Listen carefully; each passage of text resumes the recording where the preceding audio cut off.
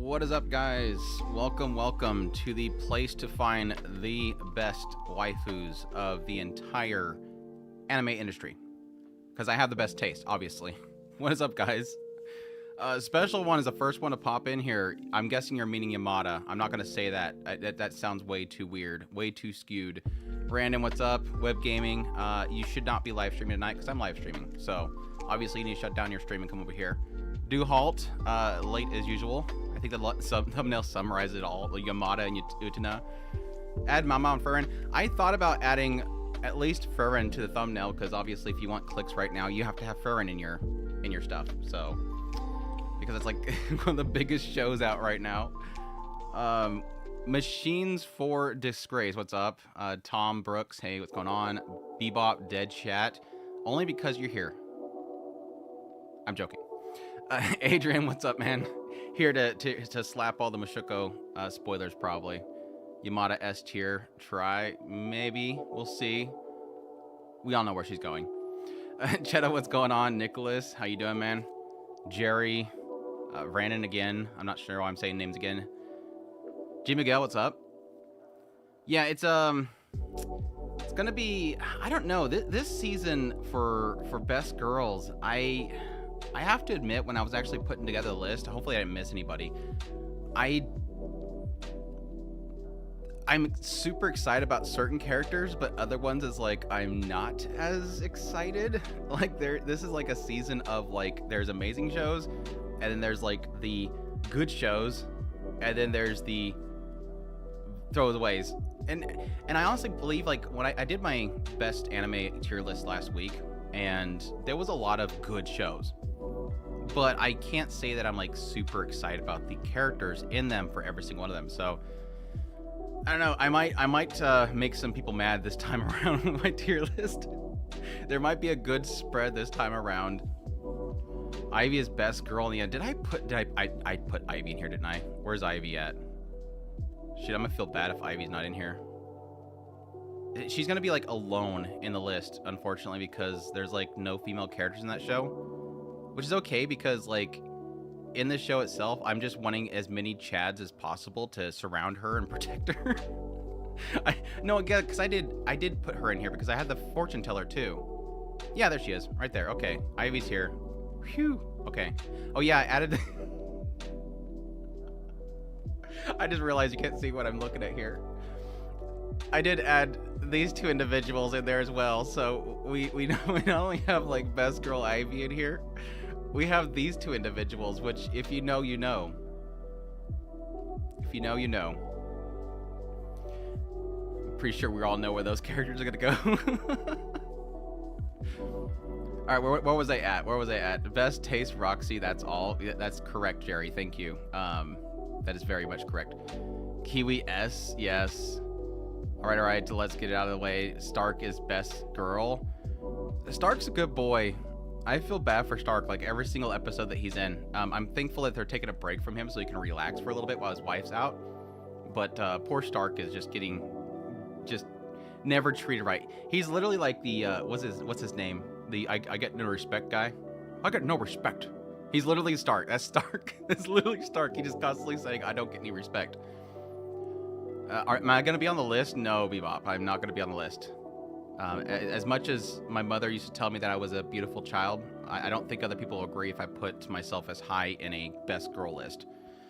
Only my mom thinks I'm cute. whatever that can go for. Time for waifu ranking. It's always best time for waifu ranking. I can probably do this weekly if I wanted to. My best girl always be... Just wait until the end of the year, because we always do a tier list for, like, every single character in the year, and it is one hell of a stream. My best girl will always be forever Yuzuki Tachibana. Taisho Told Me Fairy Tale. Yeah. Slim Pickens. Yeah, most of the part. I haven't watched everything, but so far, none of the best girls are all-time best girls. I have at least one that actually probably two that I would say I'm going to argue with you on that one when we get to them. Have you two consider the girl from Sign of Affection tough competition? Yeah, Yuki is super sweet. What's up, Key? The other characters you would want to kill her anyways for having no stars. So keep Ivy the list. Well, there's barriers. See, between each one of these, there's barriers so that none of them can get to the other list. So they can't harm. And they would have to climb over all the other girls, because obviously they're going to be very low. Yeah, Rodney Dangerfield. That's right. Respect Pencil or Els, trust me. Andrew, best girl, 100%. Where's Doki Bird? Lol. Don't even get me started on the Doki Bird stuff. I'm keeping my mouth completely shut with the Doki Bird stuff. But honestly, since the last time we talked, Adrian, my mind has changed a lot. Somebody mentioned something that I didn't really consider, and I'm like, okay, that kind of makes sense now. I don't talk about Doki Bird because I have a habit of trying to see both sides, and that's one of those cases where you don't even mention the other side. Like, you do not even consider the other side when it comes to Doki Bird, or you're destroyed. But no, I do sympathize with her a lot. I hope the best for her. Those Waifu and Girls are not lesbians, dude. Luwine and Kana are something special. Let's get best girl out of the way, Ana Yamada. We're not to her yet. Just take a break. Andres, thanks for the membership, man. I appreciate it. Thank you so much for the support. Hope you're doing well. Thank you. It means a lot. There's no middle ground, and it's rough no matter what. Right. That's what I mean. Like I said, like, you guys know me. Like, when I talk about things like Crunchyroll and controversies and all that stuff, I always love to dig into both sides. And I'm a business person. I love digging into business and marketing. And so when I think about that whole situation, I think of it from a business and marketing standpoint. And it's not that I'm saying they're right, but the mere mention of what they're doing will make people think that you are on their side. And it's like one of those cases where it's like you can't win in the conversation. I'm not going to talk about it. Even though I'm talking about it right now. Shush. Adrian, shush. Adrian, shush. You're going to get me in trouble. You're going to get me in trouble. It is a wild situation, though. I could have probably made a lot of very clicky videos out of it, but it's just not my... And plus, I've been out of VTuber stuff for so long. It took me hours to figure out what the hell was going on. It's not my grounds. Hello from work, Andrew. Where's the goddess watching over the list? She's like, I don't know. She's like, I think she's taking a break. She's over there. Yeah, she's right there. She went back to bed. That was it. I just couldn't keep her around. Think I release episode this week? I don't know. I'm like 2 episodes behind on it. Waiting for ReZero season 3. Dude, next season's looking crazy. Next season legit is looking crazy. Now we have Daily Live is added to the list. Andrew the movie. As long as I can be played by Arnold Schwarzenegger, because I like doing Arnold Schwarzenegger voices.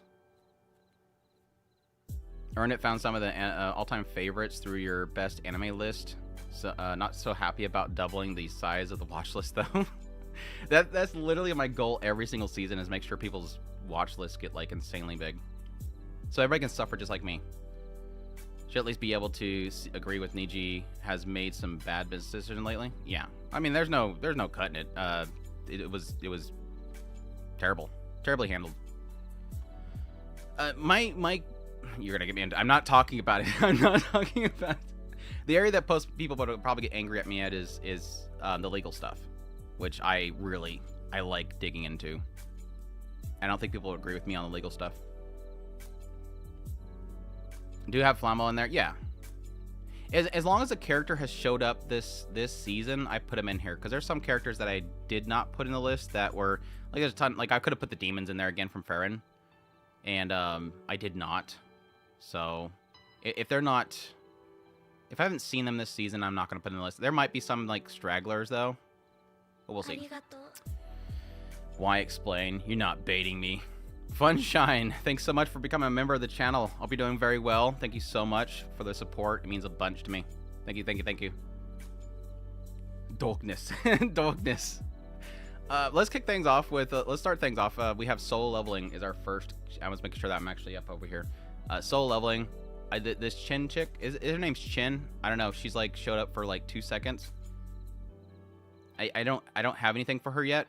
I'm sure people are going to be like, oh my gosh, she needs to be amazing, but she literally cartwheeled over a bike and talked to a boss for like 2 seconds, so I don't know anything about. Oh yeah, she also ran through a dungeon and sliced people. If they dead, they shouldn't be there. The demons from Farron are not dead. They're just sleeping. Do you not know how Pokemon works? They're fainted. They're just tired. SL side characters are all D tier. Like legit? Is it because they just are terrible characters, or they just don't ever build up their characters? Like Johei, is this Johei, her name? The healer chick. I think she's sweet, but I don't really have like a connection to her. And I think it's probably to the direction the writing's going for solo leveling, is they just don't want to focus on anybody but him. Like they'll spend times with other people, but they're just kind of like, they show up and they make comments and they disappear. They have like no value themselves, I guess.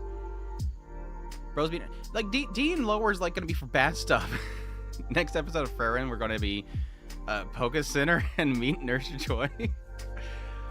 I don't know. I don't want any spoilers. No spoilers in the chat. You can allude to things, but I don't want no spoilers in chat.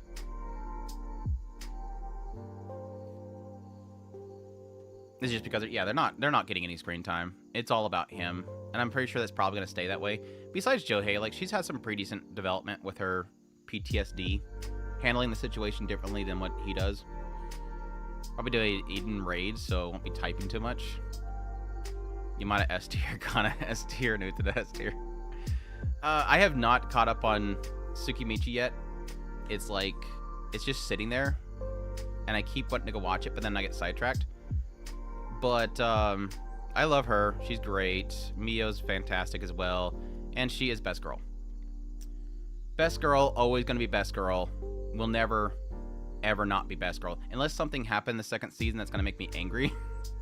We'll see. Like in like 4 days, when I finally get caught up on this show, which I have it all like queued up and ready to go, it's probably my next show I watch. She just like does the worst thing possible, makes me hate her.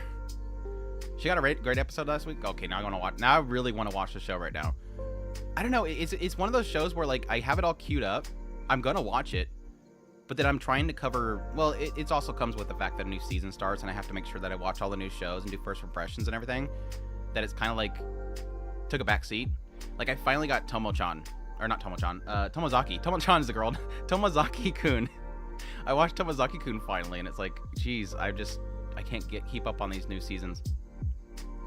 You might know hate, but she like a high C. Yeah, that's called hate. The sister, when she shows up and like does like super sweet things every 2 seconds in memories. If she's dead, and no spoilers in the chat, if she's dead, I'm gonna be super mad. Like, cause they're ramping her up as being like the too pure, like best sister ever character. And if she ends up croaked, I'll be mad. Like they finally get there and she just gets like, I don't know, they find her in a pile of dung or something. I'm gonna be super mad. Where's Shinji, their best girl? I don't know. I don't know if which Shinji? Oh, the dwarf. You're talking about the dwarf. I'm like thinking of a Shinji character in another show. No, Shinji's not in here. Shinji's not in here. He's a good housewife though. Not gonna spoil. Obviously, best girl of the show, Marcel. I don't think she's S tier for me yet, but she's probably like the best thing about the show. I love her reactions. She's super great. She's like the ultimate straight man. They really nailed her character and her animations. I love her on the screen. She's too much fun. A tier pick. Unexpected. What do you think? She's an S tier? I'm S tiers are gonna be. I'm gonna be very strict about my S tiers. I want to be extra strict about my S tiers this time around. What was her name? Emma or something like that. The Naotoyama character. I'm just gonna call her the Naotoyama character. She's a girl that you know is gonna get her heart broken, but for some reason she's around and causing problems. She's like, she's just pushy. Like she's super pushy.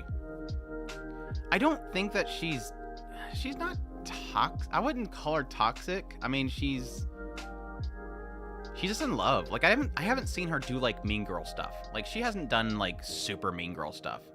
Like I don't know. I think I'm caught up.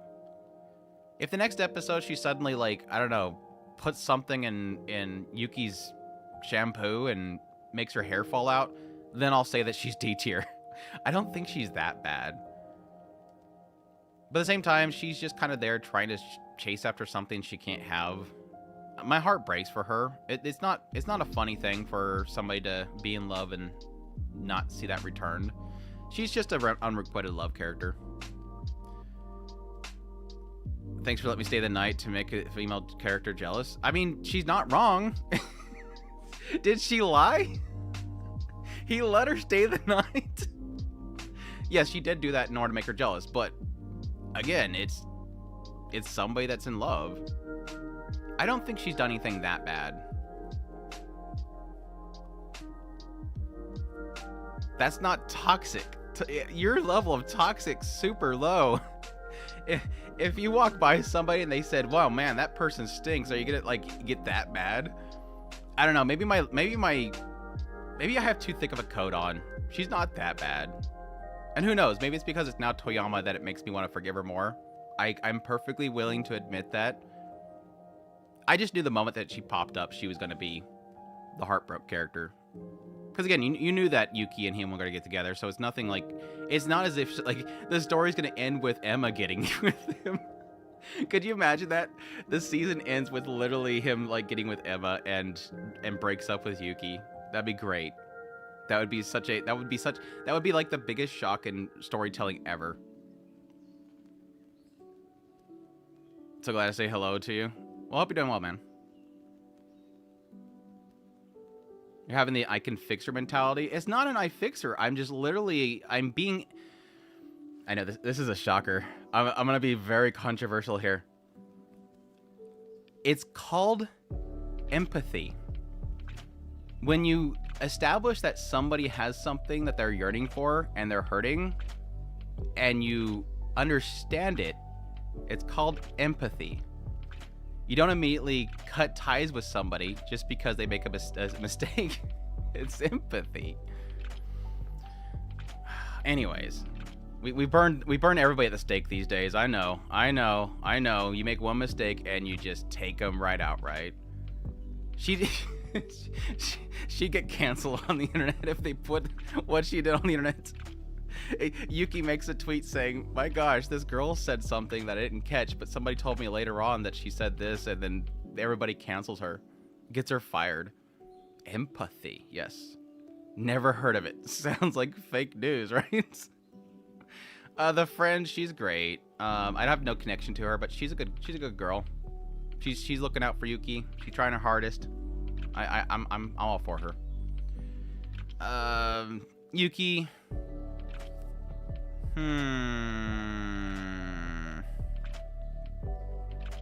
Should I? I am not. I mean, she hasn't done anything that I don't like about her, so it's not like she has any flaws yet. I'll put her in S tier for now. We'll see how flooded S tier gets. I don't know that I'm gonna have too many S tiers, but I don't have any reason not to have her in S tier. She's super sweet. What's great about Yuki is for a while there I was kind of curious as to how to really explain it, and I think I'm blanking on the guy's name. Somebody help me here. I'm blanking on the guy's name. He said something that when it finally got into why he likes Yuki, because that was one of my biggest holdups when I did my first impression, as I didn't really know what he liked about her. I know why she likes him. I didn't know why he liked her. And I think he put it in best terms. She is literally purity. She is somebody that's not corrupted by the comments that people make around her because, yeah, she can't hear them. So she does technically come into the world as not being corrupted by others. But Itsuomi, yes, thank you. Not being corrupted by others and having that sort of affect her way of thinking. So yeah, she's too pure. She's literally too pure. The white, yeah, the white. We'll just call him a white-haired, big lip dude. But that's not a very good description because literally every guy in that show has massive lips. I literally feel like in the world of a sign of affection, all the men of that world, they just like, at the young age, they just clamp their lip down, so they kind of just stick out there. But his is kissable. It's a big target. Very kissable, massive target. You can't miss him. Girl ain't gonna miss him. I'm gonna let that one go. So as soon as she gets corrupted by the real world, he won't love her anymore. That's a really good point. Will she at that point be broken good? Like at some point she suddenly says like a swear word with signing or something like that, and he literally goes, "You have been corrupted. I no longer like you," and just walks away. That's bad. Yuki is so great. His lips make me laugh every episode. Romantic moments, comes comedy out of nowhere. I will admit the PV, I was way off put by the lips. And it took probably 4 episodes before I realized I wasn't paying attention to them anymore. I got used to the art style. I figured I'd get used to the art style. And like I said, it's only because the characters themselves look kind of flat.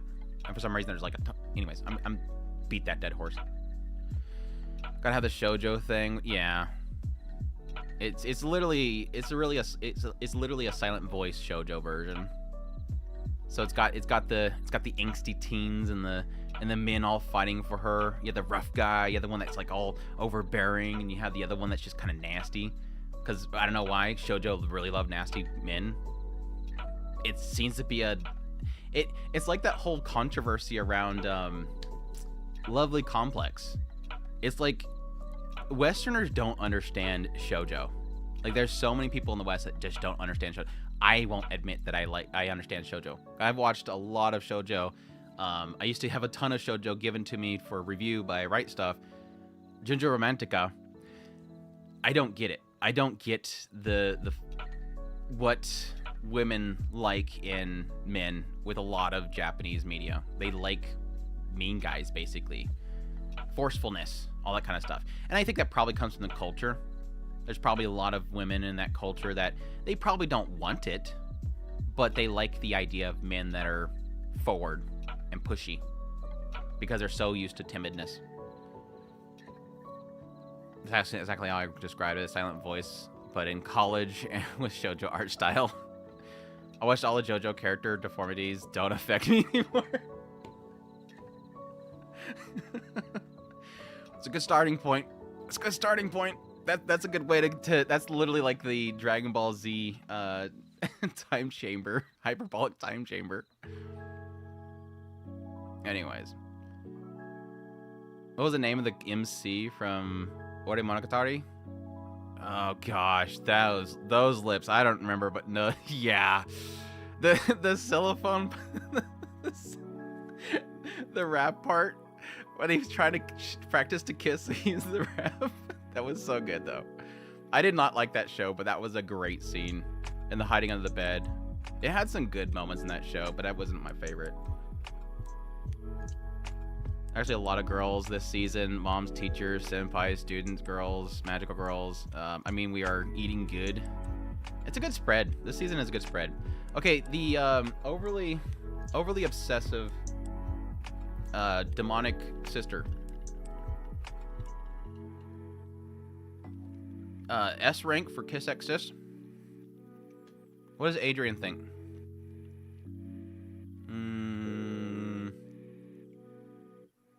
I have no feelings for her.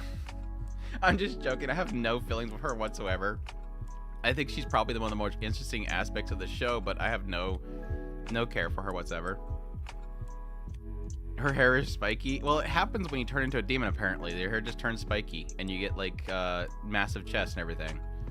A massive transformation.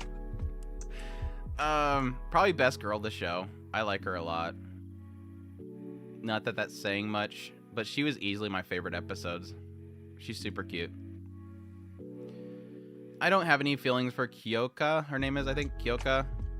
She's just an S-Death character. I know that's gonna be a nasty one for the kill. Is it Akame got kill? I was gonna say kill a kill, then I had to stop myself. It's not kill a kill. Akame got kill. Super suit. Yeah, she is hot. The senpai is cute. Again, don't really have any feelings for her. Jello, superpower girl, super strength girl. She's cute again, but I have no feelings for her. Giant / tiny girl.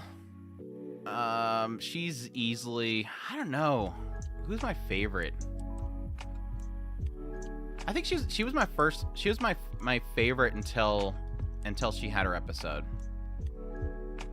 Yeah, I think it's first and second right now. Ultra Girl. Tinka SS. Respect to the chain general. I'd be her slave. Well, that's not really the question mark. Yeah, sure. I have no problems with her whatsoever, but I don't think she's that great of a character. I have to kind of juggle like waifu material, good character writing, and must protect smile. Tenka is Blast's sister, basically. Mako 2 for the matter. Looks like I didn't mention much. What's going on, Hitori? Hope you're doing well. I don't really have any feelings for her either. I actually don't really like her. When I first seen her, I thought she was gonna be like a little bit too much for me as a character. But at the same time, she doesn't bug me too much. She does seem kind of creepy as hell though. Like showing up in the dude's bedroom in the middle of the night. She kind of creeped me out. I kind of like the time stop girl, but she's another kind of shrug character. I don't know. I put her here. Let's put her in B. Let's do that. She's kind of a high C. Put the sisters together. Actually did it. I was getting too much in C, so I had to bump something up, alright? I don't want to put anything in D, because they're not bad.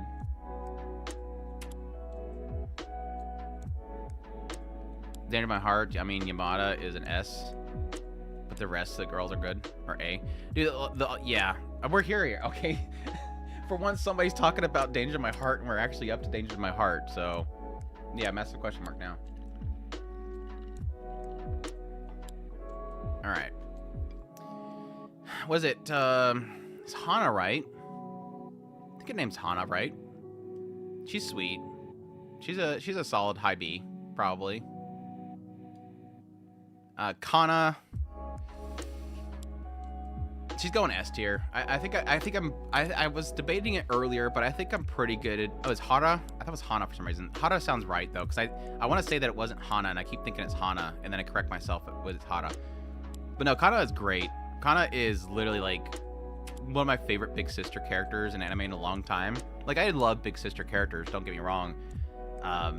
Typically, if you have a big sister character in a show, I'm probably gonna really like them. Like Onimai and stuff like that, two really great big sister characters.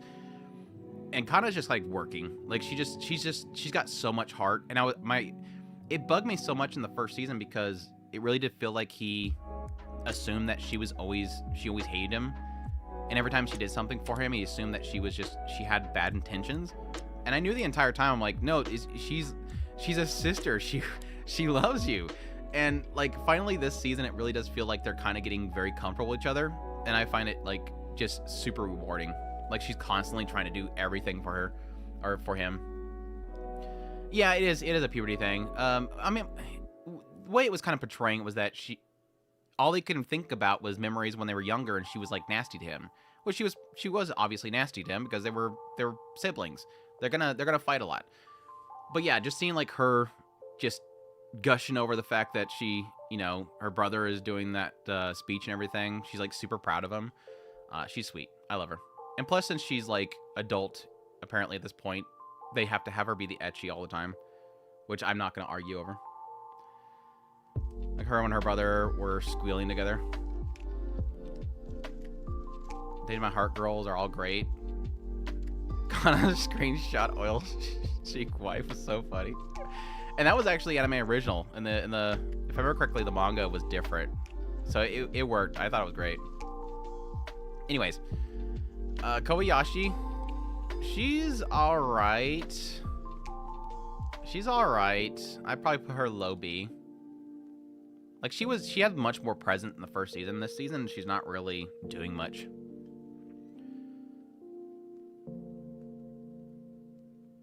Her putting on the cold thing on his chest was so extra. I loved it. Yes. Like, everybody shouldn't do much. Right. Moika's so freaking great, dude. Moika's so freaking great. I think I'm gonna put her at the top right now. I love Moika so much. Didn't get much of her in the first season, but like towards the later part, we had that whole scene with the I know and then she's just like, she's literally just pushing them together. Like, she's like, every time she does something, like as like a wingman, she just like keeps pushing them and just helping them get together and get, like, if she wasn't around, I don't think we would progress as much as we have. Like, she's literally pushing them. She's throwing oops all over the place. Oh no, bump. Oh no, bump. And yeah, her acting like he was her boyfriend when they went to the house was great. Just like trying to push him into saying like nicknames for each other just to kind of get onto Yamada. Again, she's doing that pushing. And plus she's like she's apparently crushing over Yamada's dad when he went all like, I don't know, Eren Yeager with his hair for a second there. She got all excited. So I don't know, maybe she's gonna go in there and just become like a thieving Neko and steal away her dad. Anyways, yeah, she's great. And I'm always off and on when I like characters that have the whole cat face thing going on. And I think it works for her so well because she's so mischievous. Sometimes it doesn't work, but she nails it. Had a nice laugh with Yamada's dad. Other than the fact that they were completely butchering his character design, yeah, he was great. But they could not keep him on model. He's too much mass for the animators to animate consistently. Yeah. The mom, I mean, we had a nice hot shot of her one time. I don't really have any feeling for her though. She did birth Yamada, which is technically like bonus points, so I'll put her in B. I'll put her in B just because of the fact that she birthed Yamada, and Yamada's great. I don't mean, you can technically get quite a bit of her character through Yamada herself. I think while I don't necessarily agree with her way of raising Yamada, I would just assume that would create it doesn't really make sense in my mind that the way of doing how they supported her in trying new things would be positive reinforcement, but I guess I can see how it works as long as as long as they guide her properly and giving that positive reinforcement, yes, technically it would work out. So I give her credit for that. At least being able to pull that off, because I think a lot of kids would probably just do things just to fail it. Do things just to fail it. But I guess the whole point is that she wanted to keep trying things, and eventually she'll find that one thing. So she's a good mom. She's a good mom, very positive, and a mom that actually exists in an anime is always positive for me. She's protecting Yamada, yeah. All right.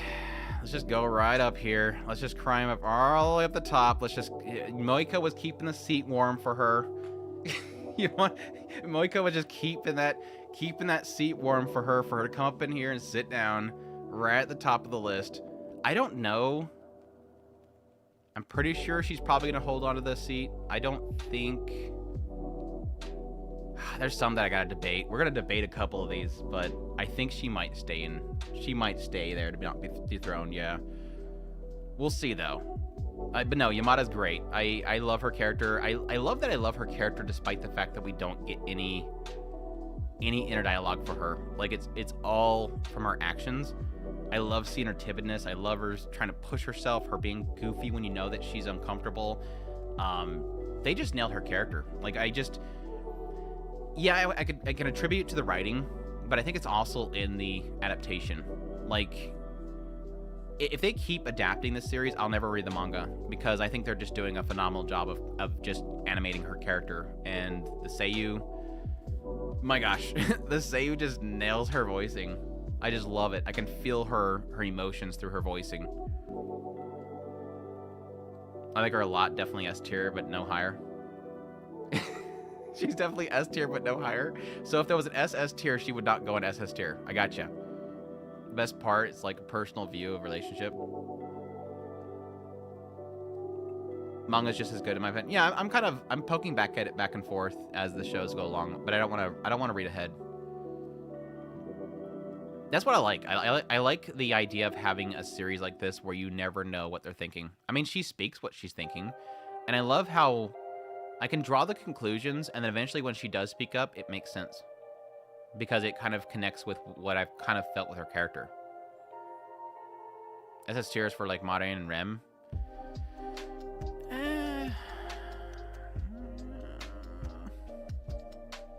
I'm not that big on Maren. I think Maren's just super cute. And definitely S tier, but would not put her above Yamada for me. And I do love Rem. That would be a hard one. Rem would be a hard one for me, obviously, because well, you don't see it anymore. Well, you do. It's just behind here. It's my massive Rem's wall scroll just hiding behind the cabinet. Yeah. What's her name? Yeah, Yanada, whatever her name is. I forget what her name is. She's like literally like Serena. She doesn't get much at all. Like, we had like a brief moment when they're at the house and she kind of said stop it because Yamada was obviously like super uncomfortable, and then she did his hair, and that was about it. Yeah, she spoke her mind once. I don't know. I mean, we've had moments in the first season with her, but none of it felt like character development. Beautiful person, great story, witnessing 2 kids safely and truly experienced first love. Yeah, when she asked for the hair cream, are we shaking him up? Moika's like, are we shaking him up? She's sweet though. I think all the friends are great. They have a great cast of friends. I love when there's not like the typical they obviously see what's going on and they're supportive of it, and it's just kind of a refreshing thing to have rather than the typical they're constantly pushing back. I mean, yes, Moika was was questioning Ichikawa. And I think that whole thing with... Oh my gosh, I'm blanking on his name now. I'm tired. I'm blanking on the other guy's name. When the other guy was trying to get his numbers from... or her number from Ichikawa, she obviously seen that he was legit at that point, which was great, so... Anyways, that's Dangers of My Heart. Easy picks. I'll put Kana above... Put Kana right there. We'll just top off the list with the 3 dangers. Moika was just testing the waters, yeah. And she's seen it. Andrew, any anime that was review bombed? I'm surprised that Frieren hasn't been review bombed yet. May have on other platforms, but I think the reason why nobody's able to review bomb Frieren as much is because everybody wasted their... They already upvoted they already upvoted Full Metal Alchemist Brotherhood, so they can't up it anymore. They created too many accounts, and they cannot create any more email accounts to keep bumping it up. Moika also kind of like Senpai. Naintika would be A for me, at least.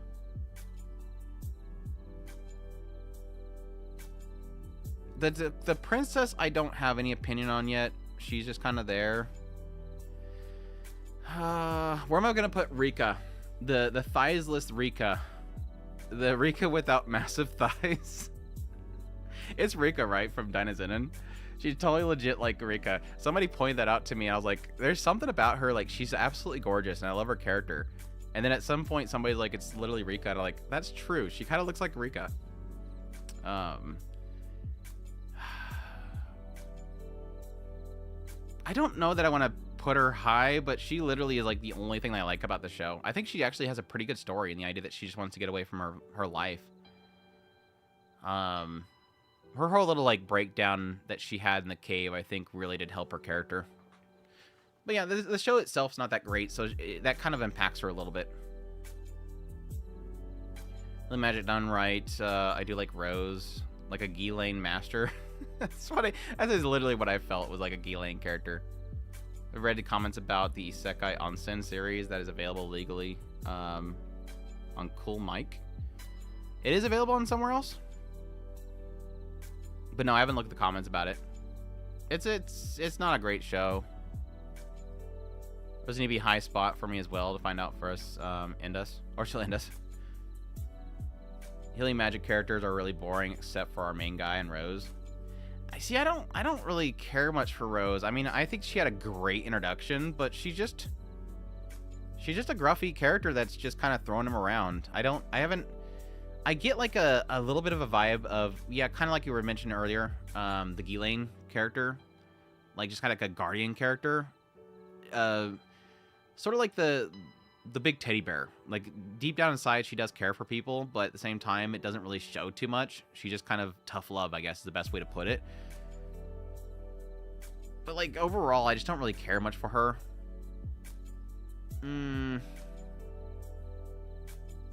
I'd probably put her in B as well. She's not bad, but I'm not like connected to her.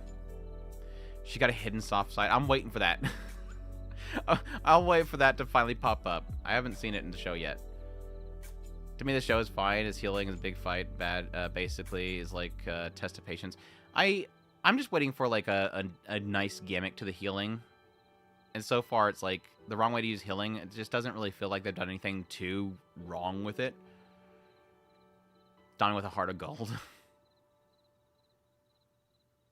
It's not a great show, but at least legally available without selling 7 Seas for download links in some regions.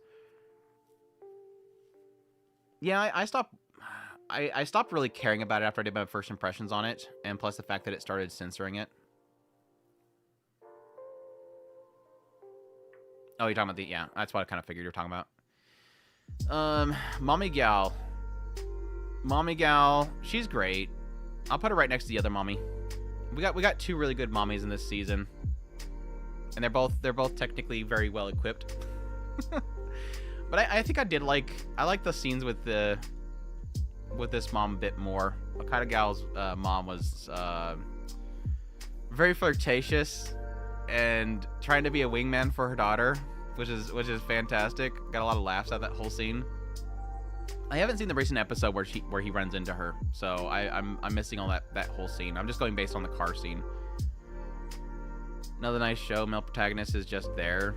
That's my biggest problem that I'm having with it so far. I think the main character just not doing anything for me. He's just constantly just reacting to what's around him. Mom's hanging out. Mom screams and shouts. Need more Gyaru, mommy. You definitely know where she gets it from.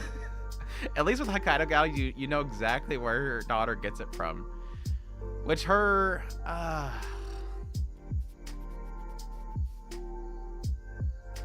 think she's solid.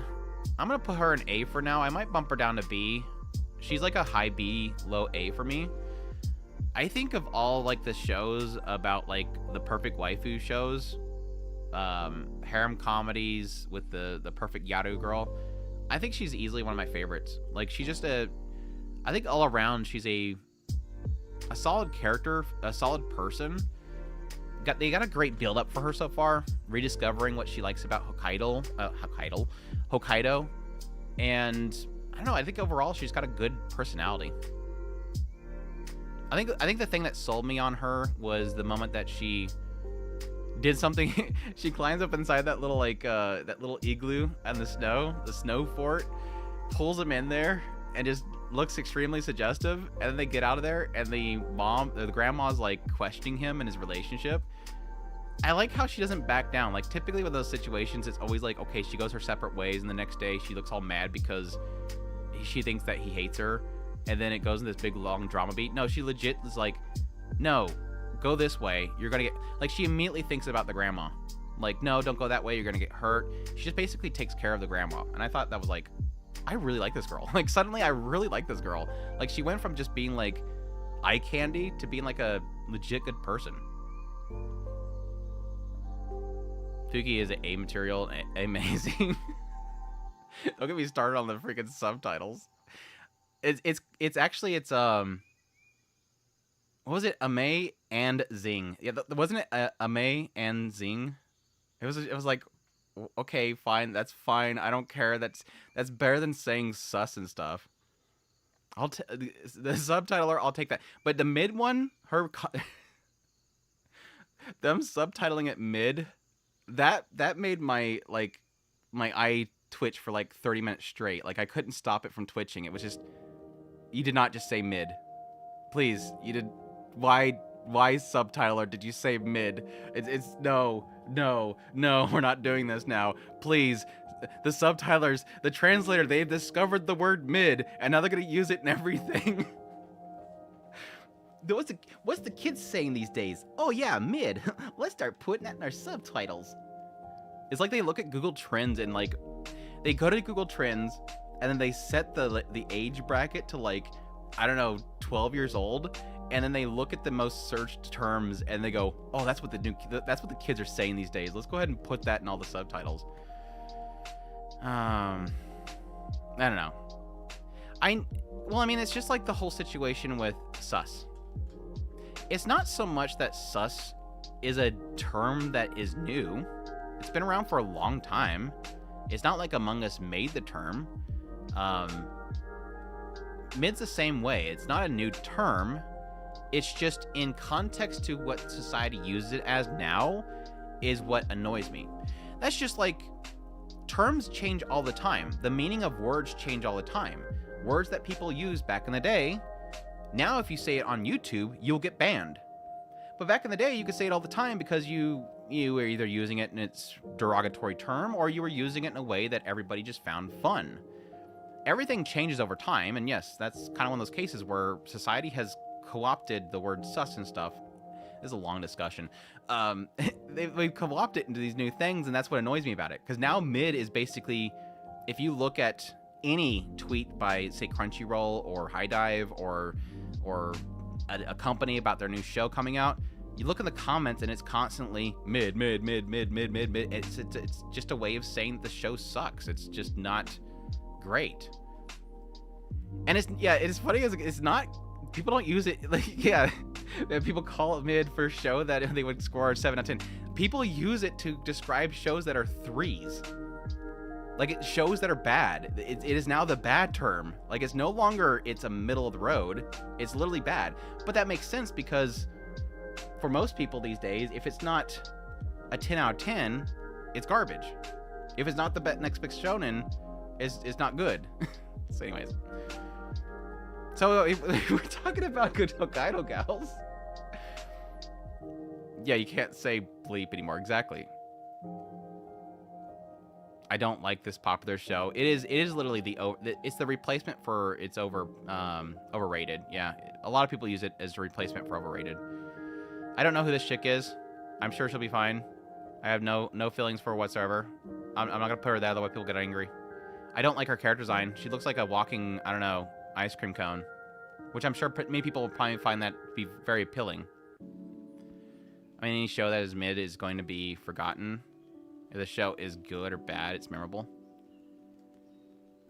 If the show is good or bad, it's gonna, yeah, there's a memorability of bad shows that we mean. This girl, I have no feelings for. I think her introduction was kind of blah. So I think she's just kind of a third wheel. I think they did pretty well with her in the last episode I watched, where they went to the store. So I'm like 2 episodes behind. But I have no feelings for her.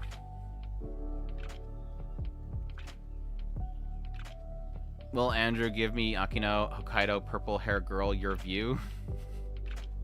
I do think she is a good man. I'm sweaty gamer. Is that what we need to refer to her as from now on? Is the sweaty gamer girl? She literally is a sweaty gamer girl. She perspires a lot. Witch and the Beast. Godot. Godot's feisty. I like Godot's character. I do want to see more of them, but so far, Godot kind of reminds me of Edis a lot. Godot reminds me a lot of Edis, and I think that that literally just came to mind because I was trying to figure out what was the best way to describe her, and she's literally like Edis. Like, she's always just there, wanting to fight the next thing. Like, she just hates all the BS. Just wants somebody else to handle all the logistics and just tell them where to punch. I think it's really mad when they're not kind of progressing. She literally is like a spitfire like Edis, and I kind of like that. So yeah, good stuff. And plus Yuri, which is kissing, which is always a good thing as well. Now, the best girl of the show is not Godot. It is, what was it, Fonora? Is it Fonora, right? Now I feel bad because I've forgotten the name of the character that I literally just said that is the best character, but I've only seen him in 2 episodes, but that was enough for me to think they're the greatest character in the show. It's Fonora, right? I'm not crazy. Yeah, it's Fonora. I got it right. Yay. I legit thought that I got it wrong. Fonora's great, dude. You found her one note and boring. Which one, Godot or Fonora? I thought Fonora at first was very kind of bland, but I thought there was gonna be something there. And then when they got that like one episode where she suddenly just like completely wrecks that room, I was like, holy crap, this chick crazy. And then she legit just like resurrects the guy just to force him to like basically a life of servitude. It was fantastic. So yeah, Fonora's great. Yeah, I can agree with you that you can probably find her very one note, but I don't know. She's working for me. Just personality-wise, she's working for me. Sometimes I really like no-nonsense characters. It is really where it goes. It's just like the case with Yumila. Yumila is another character where it's like a no-nonsense character. I like no-nonsense characters sometimes. The characters from bottom tier character Tomozaki. I am completely blanking on pretty much all these characters' names. Besides Erika, she can go to D territory. Or should I just go straight to F? As soon as we need an a D character. There's an F character. Nobody likes a bully. I tried it. Like I mentioned earlier, I empathize with characters. And I went through my whole empathizing process. And at the end of the day, it kept pushing. And my ability to empathize with her over a course of, what was it, like 5 episodes of this crap, I finally was no longer able to empathize with her. At some point, I was like, girl, okay, go ahead. I'll join everybody in thinking you're garbage. Even though some of the characters try to empathize with her, there's only so far I can go with a bully. What they call the final volume of Tomozaki light novel, final season, top tier character Tomozaki? That would be funny. Personally didn't like the show and dropped it as episode 1. For Tomozaki or for Witch and the Beast. The main girl, I don't really like her. I want to go back and check my review of the first season. I don't think I liked her then either. I really don't like her. She of the whole series, despite the fact that she's literally the driving force, like she is the initiator of everything that's happening in the series, that she's literally the story. I don't like her because she feels so fake. She is the fakest part about that show. I would probably have better liked her just to be like a comic character, an angel that's just hanging out and telling him what to do in order to fix his life. Because her as an actual student and whatnot, yes, it technically explains it in the later part of the first season, and that's kind of where I started liking her again. But I don't know. I'm probably being too harsh. I'm very mixed on her. But I don't like her as a person. And I kind of assume that's the point. Because what they sort of implied at the very end of the first season is that he wants to flip it on her and show her how to enjoy life. And then apparently going into the second season, it seems like they completely forgot about that because they've never talked about it ever since then. So I'm guessing that might have been a later thing, and maybe they're just throwing it in there in order to have like an interesting jab at the very end of the first season because they never address it ever again. But that would be cool if they ever actually get into that. What are some of the least watched shows of this season that are available legally and is not a short series? What are some of the least watched shows of this season that are available legally? I think right now the one that hurts me the most is probably the Weakest Tamer. Of all the, isn't it Weakest Tamer like still way low? Let's look right now.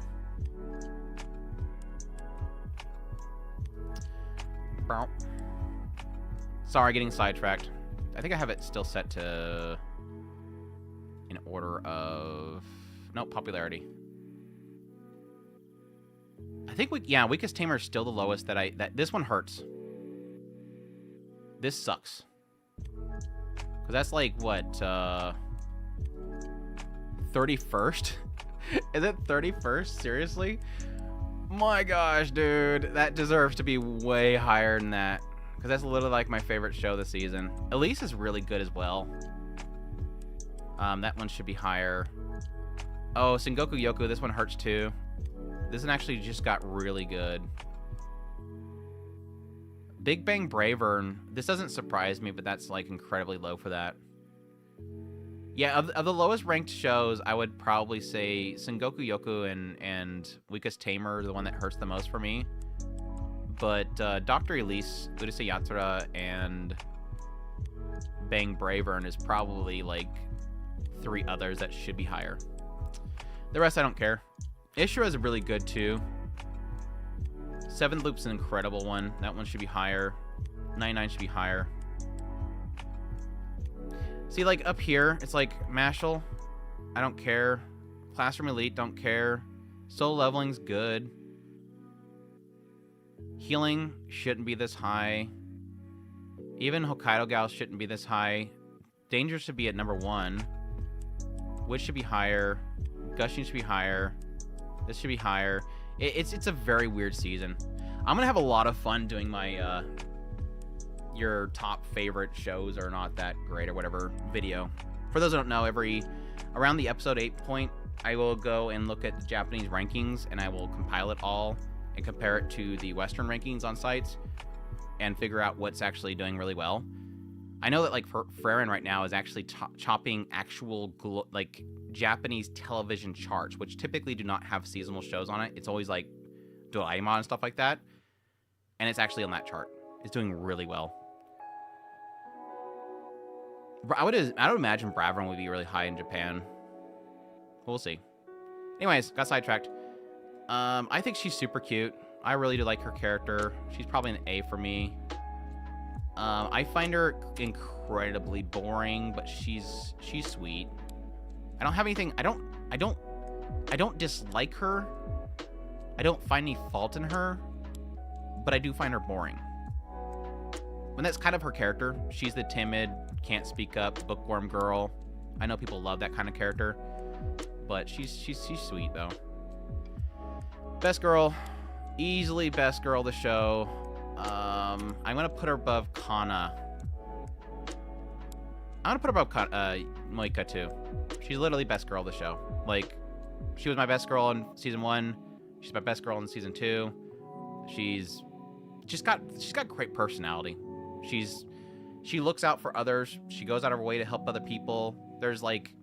She just checks all the boxes. She does have technically a little bit of that big sis vibe in her as well. She cares for other people. Like, everything that she did for Tama was fantastic. She's a sweetheart. So she's easily my favorite. Me. Yeah, and I haven't seen the recent episode with her getting pretty snuggly with him, and I am like chomping at the bit to go watch it. So no spoilers. I've only watched like 6 episodes of the season. I just watched up to Erica getting basically dethroned. Not really dethroned, but people finally stepping up and telling her off. Farron has been on all-time great level for me, but this exam arc is almost killing it.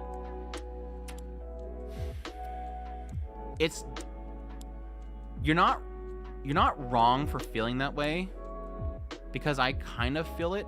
I mean, I made a joke about it last week that like I was joking about I was gonna put it low because the exam arc's killing it, but the reason that popped in my mind is because it feels different.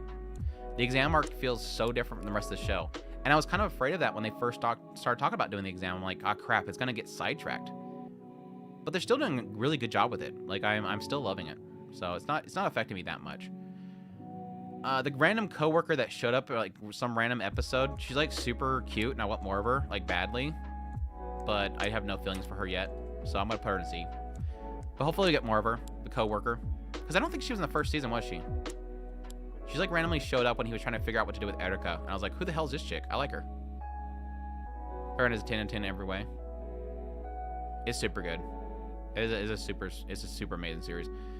Tama, I did not like her in the first season. She went up on my list a lot with this first half of this second season. Girl in an entire classroom of a bunch of cowards stood up, and I felt so bad for her. My heart broke so bad for her. I'll put her an A. Definitely A. She goes an A. Above her. Above Godot. Above her. Above Mio. I'll put her top. I'll put her top A. There we go. Magenta is too dumb to be higher than a B. She can't find her way.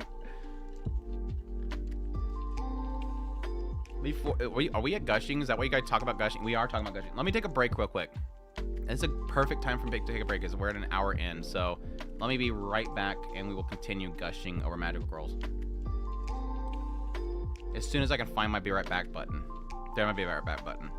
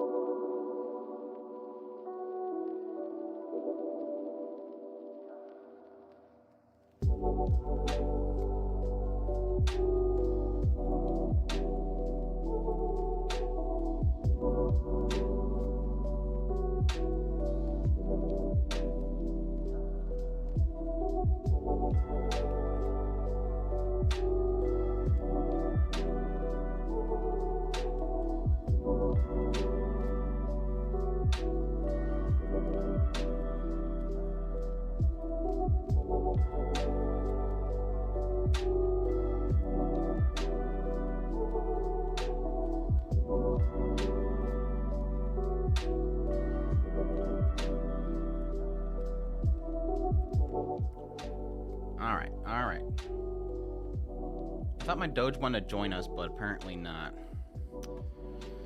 All right. It is time for the show of the season, gushing over Magical Girls. The one that is changing anime as we speak, that nobody's talking about, thankfully, because it's on the platform that anime goes to die. Which used to be Netflix, but now apparently it's High Dive. They go to High Dive to die. Magenta. Too pure magenta. The girl that thinks that she can win over a pervert with stick-ons. I think she's sweet. I have no feelings for her. I think B's good. It's a diamond pause. Dude, you guys.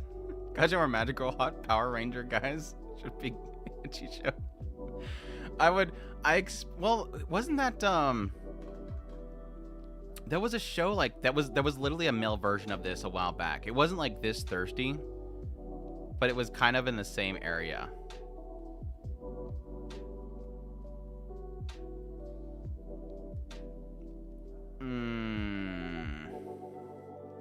Sulfur's up there for me. I like Sulfur. She's super Spitfire. I think A's perfect for her. I don't have a single doubt. I think A's perfect for Sulfur. She's got the sassy. She's literally the sassiest part. Like she's literally her and Kiwi just need to get her and Kiwi just need to get together, and they'll just bat at each other left and right. I think they would be the most toxic relationship ever. Kiwi and Sulfur would be like the Leopard or whatever her name is. They would be like the most toxic relationship ever, and I would love it. I would love every minute of watching it. GL tier for Kiwi. Any girl that tries to win a fight with tech on, yeah. You're not wrong. All right, Kiwi's gonna go S tier. I can't not have her in S tier. She's literally like every scene she's in is fantastic. Mainly because she's thirsty all the time, whereas Utena is only thirsty whenever she loses track of herself or she's in Baser form. But any other time, Kiwi's always thirsty. And she had a fantastic intro. Right next to Internet. No, she's not gonna be next to Utena because she's gonna be low A or low S. She's probably like she's like in the middle right there. Yeah, she's in the middle of S. Yeah, Nero Alice has to just be protected. Well, like I always say, to make sure people know this is a best girl list. It doesn't always have to be like waifu thirsty here, right? So calm down all the people that think it's like a waifu list. Like they gotta go out with all these characters. For the cute characters like, you know, her, that they have to tell you her age every 2 seconds. She's not in this tier list for waifu material. Evolve, this is for me as waifu. Let's see. Kurisu, Alice. I like to call her Alice. I'll put her in A tier. She's super cute. She must be protected. Massive head pats. Yuka needs to be more protected, man. I've evolved. Protect the baby. I have not seen her yet. She literally has one shot in the show. I'm waiting for her eagerly. So I'm not going to rank her quite yet. Just based on my anticipation, I'll just put her in C for now. I'm hoping next episode we get... I'm not sure if we're going to get her in the next episode or not. I mean, she'll be there, but I'm not sure if we're actually getting into her yet. Don't clip that. Into her yet. But from the shots that I've seen in the manga, she's going to be a lot of fun. So we'll have to wait and see. I put her in the list because I was hoping that we'd see her this episode, but unfortunately they original the first half of the episode. If they didn't original the first half of the episode, they would have probably gotten right into her, but unfortunately not. Magical Pink. Is that it for gushing? What is Magical Pink doing way over here? I must have accidentally clicked and moved Magical Pink over here. Where is... Yeah, she's supposed to be over here. Azul... I mean, I really liked the last episode, but I don't have any care for Azul. Wrong magical girl, right? I don't know, they could go that direction. The cubic killing Magical Pink. She's probably like my least favorite character of the show. I think she had an amazing episode, but that was mostly around Utena. Thirsty Azul, she needs correction. She'll enjoy being under everyone else. True, very true. I'm only feeding into her desire being under everybody else. Very, very good point.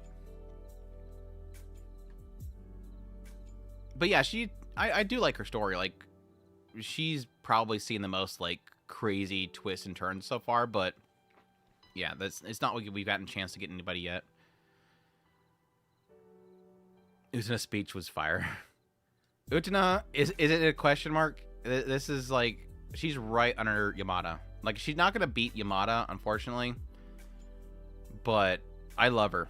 I love Utena's character. She is just so freaking great. She literally makes the show. Her Seiyu is nailing her character, nailing the voicing. The reactions are fantastic.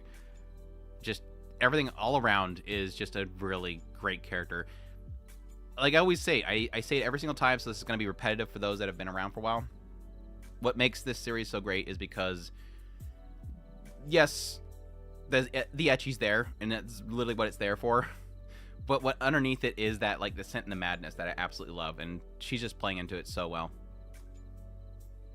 Her voice is gold, yeah. And Danganronpa should be an ultimate submissive girl. Her VA is new to the industry, yeah. I hope this gets her a lot of roles in the future. Hopefully she'll be like the next Aoyuki, where she just gets like a lot of roles and just being like kind of twisted characters. That'd be great. And then we'll get more twisted characters, because that's what Aoyuki brought us, was a lot of twisted characters before she kind of just became standard. Not standard like as in standard as a standard voice actress, but just standard roles. They're getting her into a lot more standard roles, not just twisted characters. The vocal shift in the last episode was awesome. Yeah, I think easily I have to... It's very difficult to remember a lot of the... At some point, I used to do lists for, like, performances. Like, I always tell people, like... Supernatural battles became commonplace. That still goes down. That scene in the kitchen still goes down as like the best voice acting I've ever heard in my entire life. That whole scene of her, that the girl like just completely losing it, trying to understand why he talks the way he talks, and she just wants to understand him, and she just literally loses it, literally breaks in front of him. That easily goes down as like one of the best voicing roles I've ever seen in anime history. And I want to keep track of that stuff more. And I think, yes, definitely Utena's scene right there just goes down as like one of those incredible moments. Yeah, I've heard a lot that was one take. It sounds like it's one take, because it just keeps like her breathing and everything kind of just flows through the entire scene. Like it never sounds like it takes a moment to kind of pause or go to zero. So unless they did an incredible job editing it, that was one take. Anyways. Which is typical. They do that stuff a lot. So, all right. So, 7th loop characters. I don't care about the maid. She's kind of a dirtbag, honestly. She had a redemption, but she's kind of a dirtbag. Again, empathy. I won't put her in F tier. The maid girl, I have no feelings for whatsoever. What's up, David? Hope you're doing well, man. We have Rish.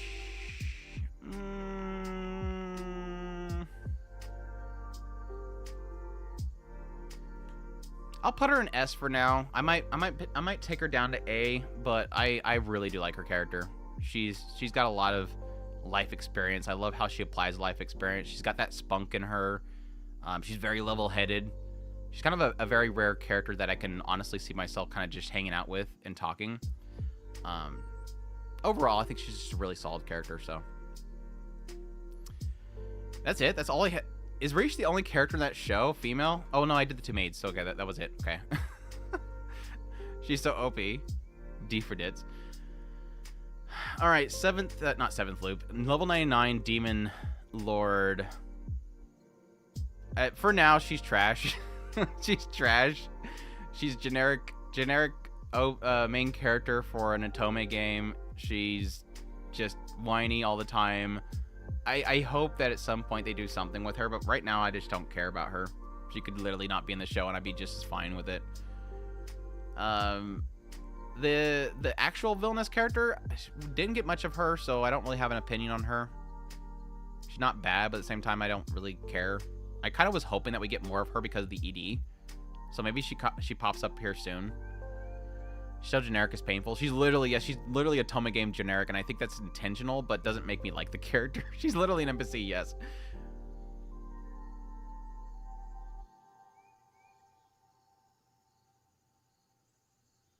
The one should care for before the speech? I'm not sure what you're talking about. And yes, Yamila, she's great. I think I like her more than Riche. Shoot, what would I put her? I guess right below Kiwi. I think she's great. Like, she literally makes the show. The whole show, like, Villain 99 is like one of those cases where I could probably have the show be nothing but this one character, and I'd be perfectly fine, which is technically the show. It's so like focused on her, but she's literally not a Hoshi that doesn't give an F about anything, and I love it for that. So both excellent characters, but they seem to be the same. It's kind of what Sid from Mist and Shadows wants to be really badly. That's a very good point. It's sort of, I don't know. Sid's like too chuny. She's too chuny.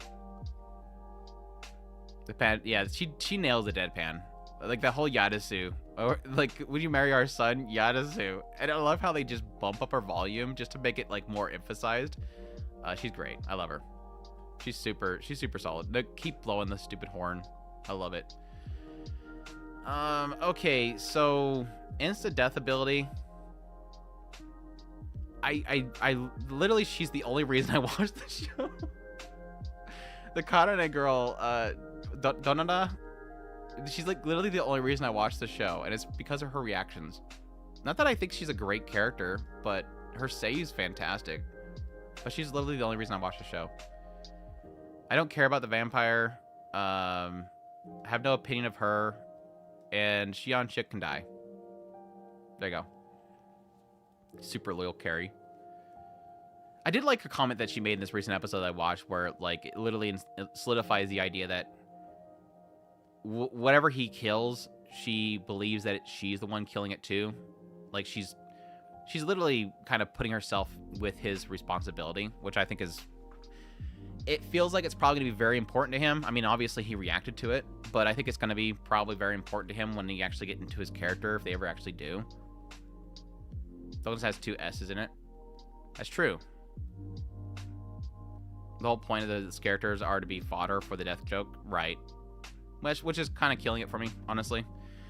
I watched like 2 more episodes a day, and I'm like, I'm just not feeling it anymore. Like I did my first impressions, and I wasn't like super negative on it. But like 2 more episodes into it, and I'm like, I just don't really care anymore. Teach is missing though. The teacher? Metallic Rouge. I have no feelings for her. She's kind of cute, but I have no feelings for her. I don't remember the name of the characters in Berserker Gluttony. Don't even try. I do like the researcher chick. Not like insanely. I'll probably put her like low B. She's like a C for me. She had a good scene in the first couple episodes. The Guild Mistress, I like my Guild Mistress characters, but she's literally, like, not even existent in the show, so no feelings for her. Yakiwi S tier, of course.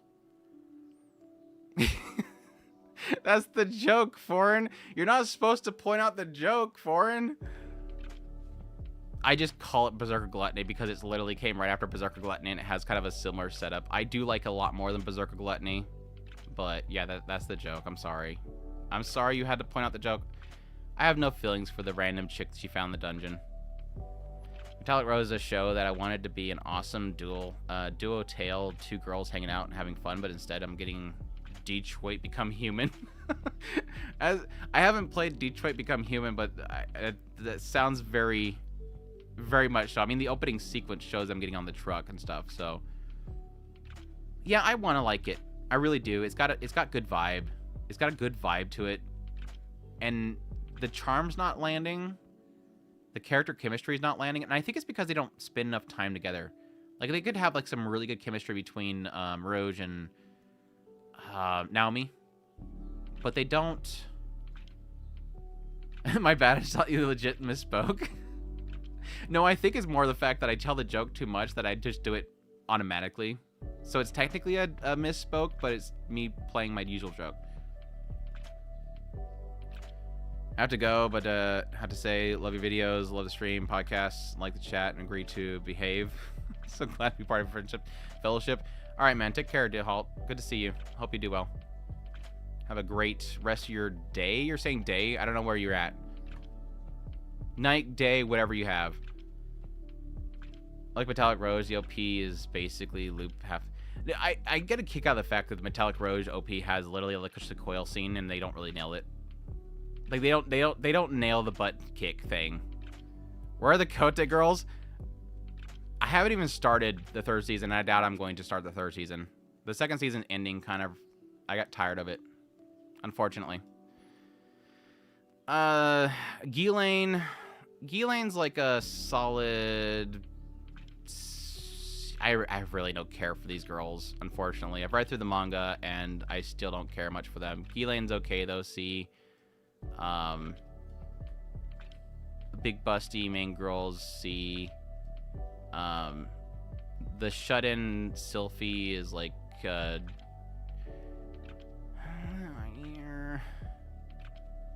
actually kind of like her. I'll put her right above Ghislaine. That's all we had so far, right? I think it's just those three girls so far. The elf girl sucks. Put her down. She's got a quirkiness. I do like her quirkiness. It actually adds some decent humor to the series. Gunnar is S tier. I like the tan cat girl a lot. I think I'm gonna binge Metallic Rose. It feels like it needs it. That's not actually a bad idea. It's actually not a bad idea. Put Flammo up in the S tier. Fern, Flammo, Farron, and Fern, A or S. You would put them in A? Get out of the chat. Go to bed. Flammo's hot. I see what you did there. Angel, Foolish Angel Dance with the Devil. She's cute, but I have no feelings for her whatsoever. Her save is fantastic, though. I just think it's not a good show.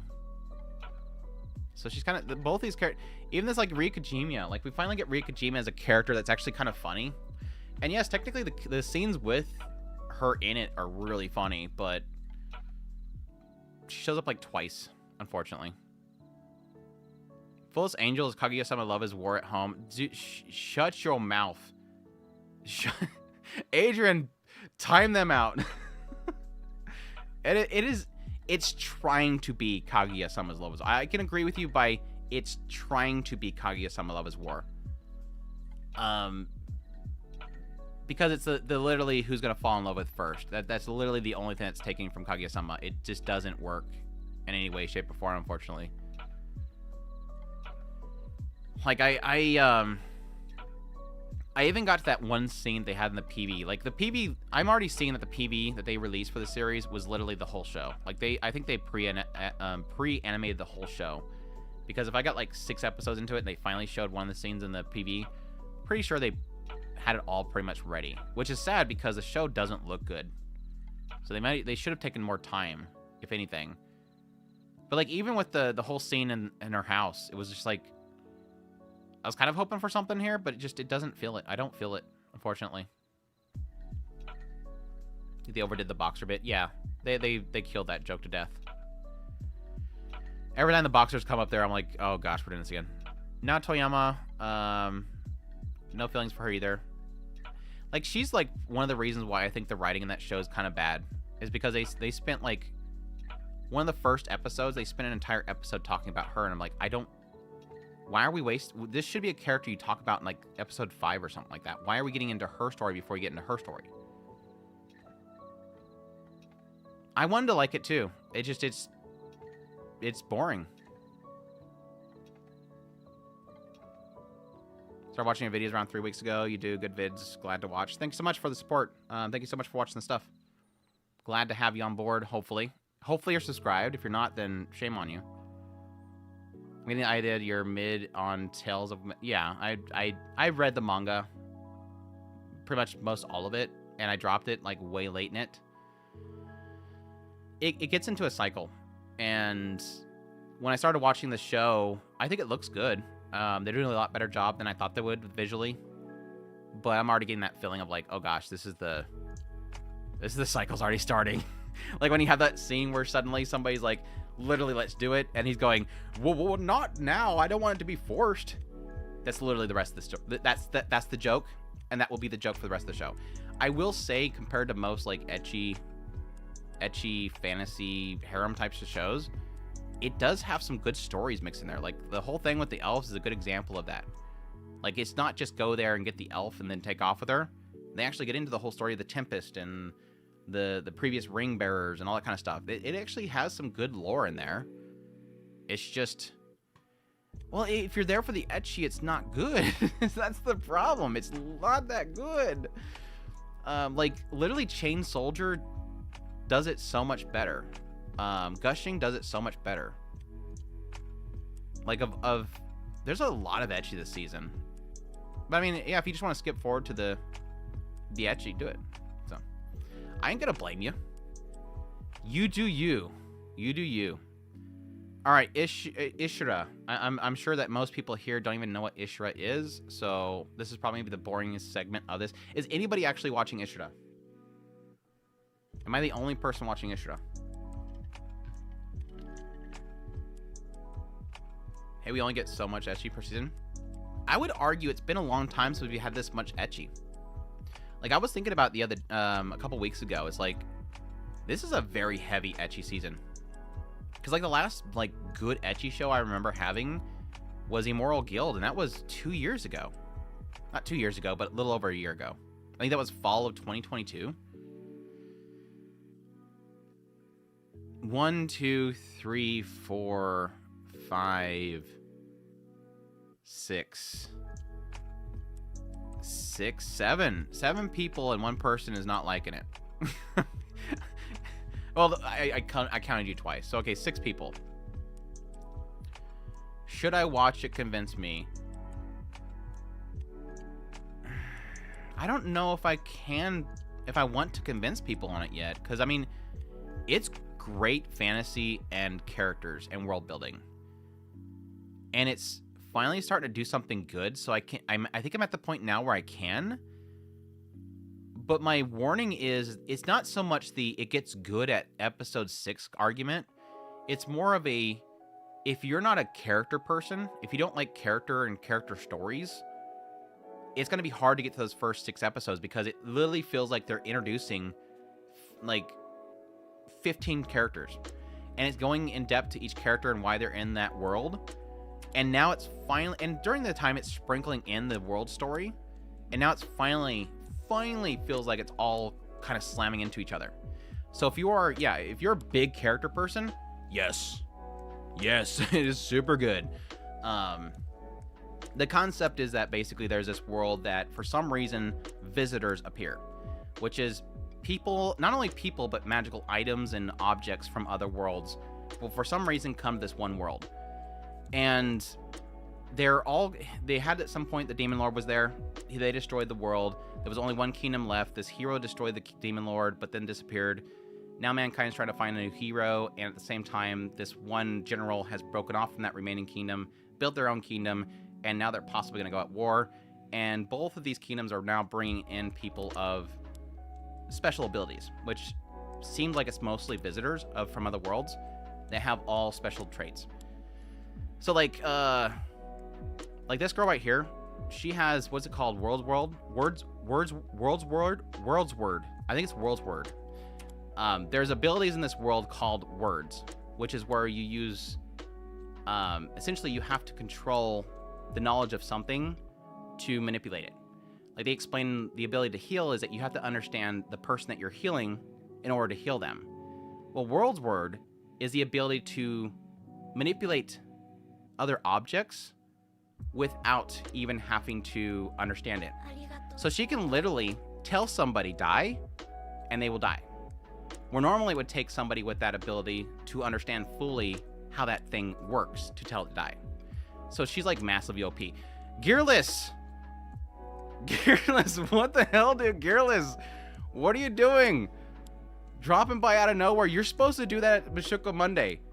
You're supposed to do that at Meshuggah Monday. You're not supposed to do that here. That way I can't react. Gearless, what is going on? Thank you so much for the 100, man. I appreciate it so much. You are absolutely amazing. Was that like the third time you dropped some crazy bomb on this? That means so much to me, dude. Thank you so much for your support. Could not be doing this without you and other people that have been supporting it. So, geez, like I said, I always am happy because whenever we do Meshuggah Monday, Gearless would come in and drop some crazy bomb. And then I'm like, oh, good. I'm not like actually live doing Meshuggah Monday. It's a premiere. So I'm like, good. They can't see me like freaking out here.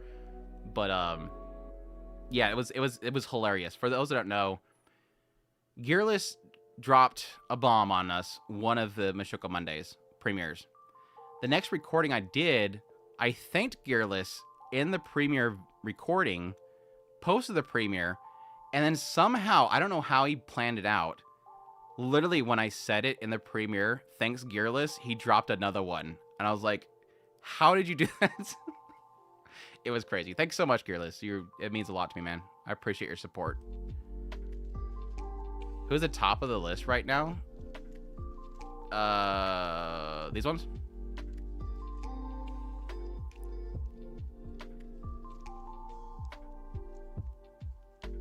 Worms Wort. World. Words World. Is it Word? I think it's World.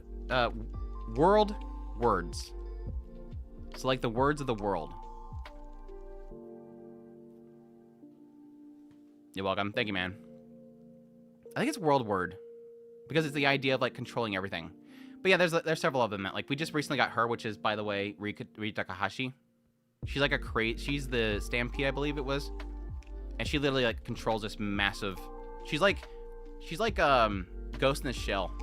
Like she gets inside this tank spider, and it connects to her entire body. And we haven't seen what she could do, but she's crazy. This is an angel that basically protects a guy, and anything that she scratches dies. So they each have different abilities, and I'm curious how they're all gonna fight each other because they all seem like they can instantly kill. So I'm curious how they're gonna actually play that stuff out. Yeah, that's the problem. I guess I should have mentioned that first. It's on Hulu. That's why nobody's watching it. It's on Hulu. But I will say it's available elsewhere. I won't go into details. All right, so I think her name's Kurt. It's Kurt, right? The princess. Not really princess, but the daughter of the general.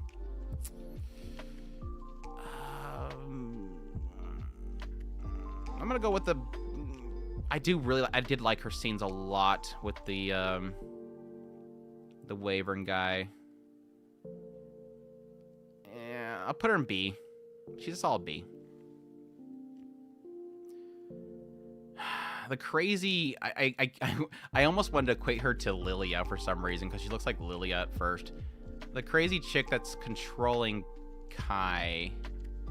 I don't remember what her name is. I really don't think I like her.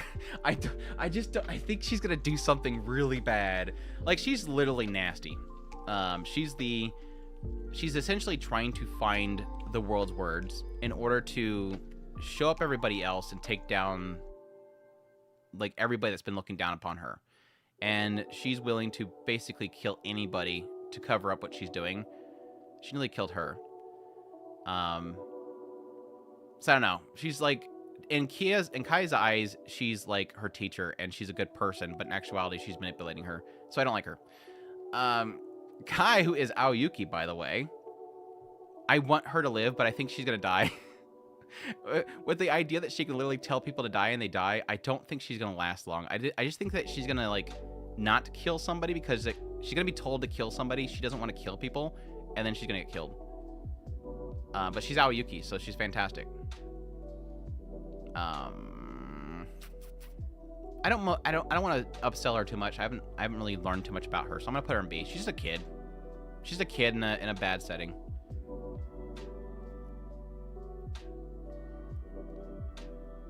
Yumila at S tier. She's fantastic. I still say Angels Dance with Devils is way too low. Easily B tier. She is cute.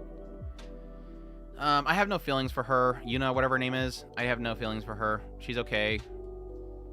The Angel, I have no feelings for her. She literally just killed a bunch of people so far. Ria Takahashi chick, I kind of like her. I want to know more about her, but so far she's just like, she's basically wiped out an entire army, and now she gets to have fun again. So let's see what she does. I don't really care too much for what's her name? Tana? I think her name's Tana, right? The Unmoving. Tarin. Yeah, Tarin sounds right. I don't know if I'm saying Tana.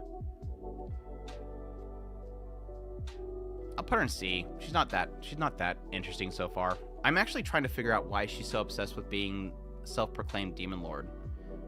She obviously doesn't like what the main kingdom's doing. Dude, okay. Gabi, Aoyuki, and Ria Takahashi. Not just Aoyuki, Ria Takahashi. Two like big ones there. All we need is Kendra Suda, and then we have like the trifecta. We have the trifecta there. I'm ready to see Puchigiri. I'm mid on the Bro Lover. Yeah. Anyways, this chick's F tier. Like, this girl's garbage. She needs to leave the show. She's literally like the only stain that Ishida has so far for you, honestly, is her. That was Yuna. I think she was Yuna. I hate her. I hate her so much. I hate her. Like, I'm hoping here with her with the she's currently stuck with the hell's his name? The Mandrake. She's currently stuck with the Mandrake, and I'm hoping that something interesting comes out of that, but I hate her. I hate her so much. As AFK, so I only hear Aoi. It was enough. I have no feelings for her whatsoever. She's cute. She's Kantoko's art style, so they're all kind of cute, but the coworker, she's an easy C. I don't mind her so much. Again, another Ria Takahashi. She's everywhere this season, dude. Ria Takahashi's everywhere this season. How many roles does she have?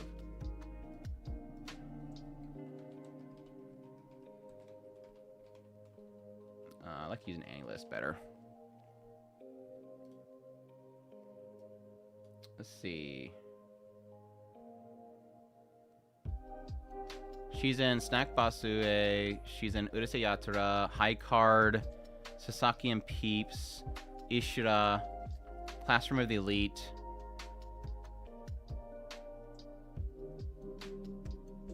Is that it? Yeah, that's it. So 7 roles this season. Woo! Girls everywhere.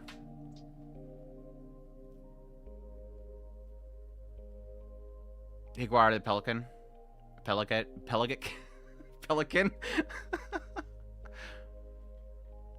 The yandere girl. I'm just waiting for this girl to snap. I think the reason why I still watch Sasaki and Peas, by the way, is because I'm waiting for this yandere chick to finally snap. I want this girl to snap and something to happen. Well, I did like the magical girl though, but yeah, she's literally the reason why I'm watching the show. I'm waiting for the neighbor's daughter to snap and go yandere on him. Is like what 30, 40-year-old office worker guy that's now an isekai coming home, and then she just snaps and like pulls a knife or something. I'm just waiting for it. She's kind of fun too. They're all kind of just in that C territory. I don't really feel much for them. Magical Pink as well. I did really like Magical Pink's introduction though. Not the introduction where she's actually digging in the trash, but the introduction where she actually explains like that she's a magical girl, that she's hunting down psychs because they killed her family, so she wants to kill all psychs. And additionally, they asked where her fairy is that turned her into a magical girl, and she legit takes off her scarf and holds it up like a pelt. And it's literally like like she got transformed by a Kyubey, and she instantly killed the thing, and then now wears it as a pelt. It's freaking great. Really, really fantastic little scene with her. But other than that, like, I don't know what they're doing with her. I want the random girl who sits outside not to be a major character with any plot. Just a random girl who says hi to and has some issues. I kind of like that as well, and that's kind of why I'm intrigued by her. But the yandere stare, they got to do something with that. But I was kind of expecting her to be a psych. But it would be kind of nice to have, that character that just is just there. No, don't get her involved with anything. Like, don't have, like, at some point she gets kidnapped or something like that. Just let her be there. That would be interesting. And then maybe at some point she, like, gets old enough and that he, like, helps her find a place to stay. That way she doesn't have to deal with her freaking mother anymore. Because it kind of implies the idea that her mother is, like, abusive to her. Like, every time she comes home, she has another man in her house and she doesn't want to bother them. She's super cute, but I don't like her. She's super cute, but I don't like her. Like, the show, she is the flower of the show. She is the flower character. A lot of, for those who don't know, a lot of, like, sports shows like to do this, where they have, like, an entire cast of male characters, and they'll have the flower character, which is the female character that's in the middle of it all. They're typically, for sports shows, they're going to be, like, the coach, a coach's assistant or whatever. It's Buchigiri. She's that character. Like, there's literally no other. There's the mother. Which she's funny. I like the mother. And I completely forgot about her. But she's literally the only other female character in the entire show. And I guess the reason why I don't like her so much is because I hate that she is the only driving force of the main character, and so that kind of by proxy makes me kind of not like her to be around. But she is cute. Like, she is super cute. Like, they're doing a good job of animating her. But yeah, it's not a good show in my opinion. I'm not enjoying it. No, this is not. Yeah, this is Elise, right? Yeah, this is Elise. I really like Elise too. I don't like her as much as, like, Riche, and there's a lot of good female characters, lead characters in this season. I don't like her as much as Riche and Yumila for, like, the reincarnate shows, but I do like her. I like her story. I'm not getting that much out of her personality. Like, her story is good because she is I was a nasty person from an empire. Then I become a doctor in my next life to basically repent for that. And then I go back to my previous life, and then I'm trying to save that kingdom. She's a good person and a hard worker, but I don't get much personality-wise from her yet. She's Riche. The maid, I have no feelings for. She's just there. Alright. She's the only one who got double isekai this season. Isekai, yes. But she doesn't beat 7th Loop in how many times she died, though. 7th Loop Riche has her beat in how many times she died. Like, yeah, Elise, like, crashed in a plane, but she survived and then she bled out, which is nasty. And she got burned alive. So she got burned alive, and then she bled out in a crashed plane. Whereas Rish essentially was... Well, she didn't explain how she dies. She says he dies in the war like 6 times. 1 time from an emperor. But yeah. Clearly have a problem with service class. With the service class? What is the service class? Elise is doubles reincarnated. Yeah. World's finest surgical reincarnation as herself in another world. That's a better title, actually. It's better than Dr. Elise, the lamp. What was it called? The something lamp? I've yet to find out what the lamp thing is. Anyways, weakest tamer. Or the weakest tamer. Let's just put Ivy up here. Ivy must be protected.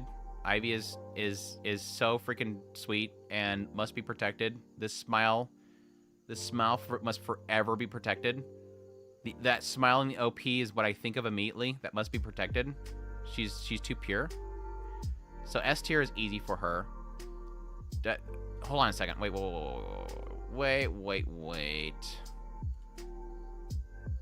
F is not enough. F tier is not enough. We need a trash tier. Which we will immediately put her in here because she's trash too. It's trash and trash. Just throw these. Here, what's those right here too? This trash right here. So we got the trash tier. We got 4 already in the trash. It is already full. And I am eagerly waiting for anybody to explain to me why those 4 should not be in the trash. Well, the mother's not... Am I misremembering? The mother's not... She didn't go after her, but she may have. Like, she tried to stop the dad. She was upset too. She tried to stop the dad. And then she ran away, and then we never seen the mother again after that, right? She failed to protect her, but the daughter ran away, like, but it never implied she went looking for her. I agree there. But she never directly attacked Ivy. Just Ivy ran away, and we never got an inclination that she went to get her. Now, the scene later where it shows the father and the guy tells him to go hunt her down, did they imply the mother was still alive at that point? I think they did. I have a feeling they're going to bring the mom back at some point, and she's going to have been wanting to protect her, but she failed. I don't know from what show from, so I can't disagree. It's weakest tamer. It's super good. I would give it at least give it a shot, like at least 2 or 3 episodes. But I think it's a very beautiful show. I'm not gonna put the mom in trash. I have a feeling. I have a feeling they're gonna bring the mom back and she's gonna be a good person. But I'm not gonna put her any higher than D or F because I see, again, I don't think they've implied that she didn't go looking. I don't know. I'll leave her in F. I'm gonna leave her in F, but I'm not gonna put her in trash. I didn't actually think I'd be that conflicted. But now that I think about it, I don't think she directly was bad. Which I expect. I don't want... See, even the father turning the way that he did annoys me. I find that comically nasty nature to be kind of difficult to swallow. Even though I know that there's people in the world like that. So I was glad that at least with the mother, honestly, she bore these children. It wasn't a single child. You can see it sometimes with a single child, but for a mother that has had her 3rd child, mama's got to nurture the child, even if it does come out and there's something wrong with it. But anyways, the fortune teller, the only good person in that show besides Ivy, and obviously the animals. I'm gonna put her in B. She tried her hardest to help out Ivy. Another one that I'm kind of hoping that she pops up again later. They said that she died, but I'm kind of wondering.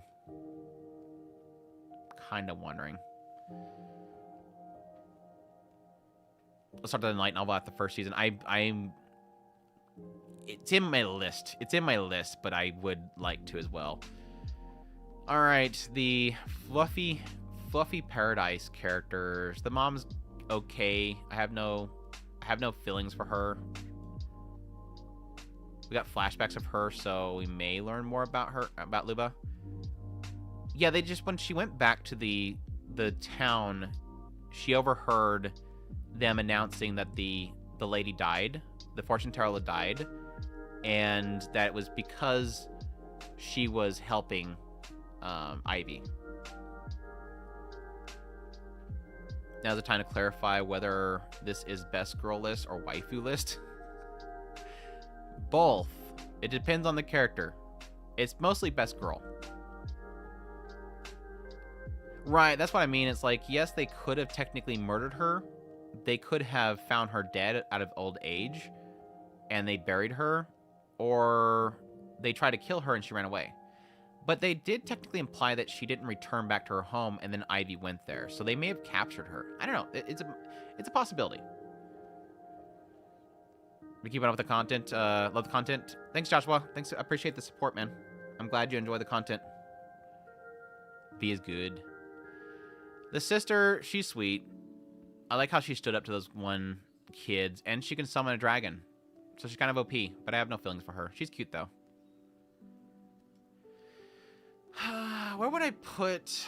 I'm blanking on her name. She's got a really funky name. I don't really care for her, honestly. I think she definitely isn't. She's like the most like hard to believe adult character in a child's body ever. She McFurry love. Yeah, let's just call her Furry. She's just Miss Furry.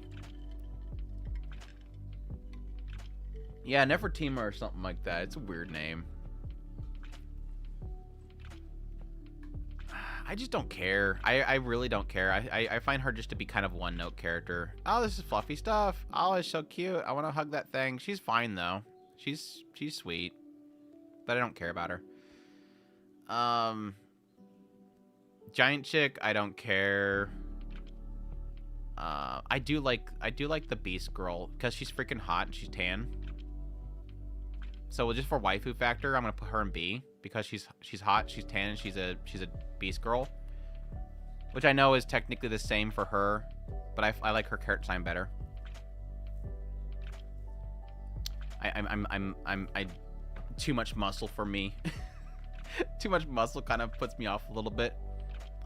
Just realize how many girls we're missing from Moonlight Fantasy here. Well, I haven't watched this season yet, so that's why. And plus, I didn't have any characters that I don't think are in the second season in there. It's a mess. It's a mess. Don't worry about it. My list of characters for Tsukimichi is a mess because I'm just behind. You know, they are changing up the formula in the show a bit. Hopefully. Important question: cat girls or fox girls?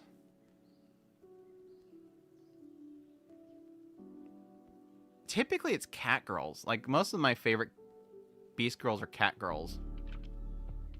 I do like the rare Inu though. Hime, shrug. C is fine. Mau super cute, must be protected. I'll put her in B. She's easily like the best part of the show is Mau. When Mau shows up, the show gets better. Tortura is top S tier. Her character design is amazing. She does have a great character design. Yes. Do I much care for her in the grand scheme of all these characters? No. I'll put her right next to Mau.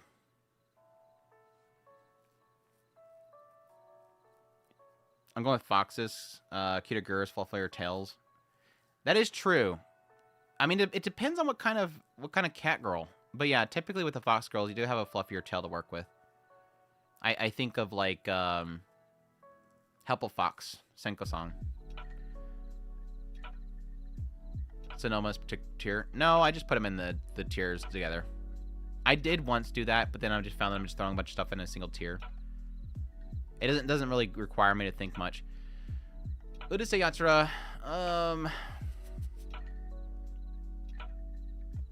obviously Lum's gonna go up in S tier. Let's just get that out of the way right now. Lum is literally like a legend waifu character. Like, besides Belle Dandi, is like one of my earliest waifu characters in anime. Like, just love her to death. So, and the new Seiyu for her and the animation and everything, they've nailed her character design with David Productions. She's fantastic. I love her verbal tick. It melts me. So Lum is up there. Dotting. Other than that, let's see. I don't care much.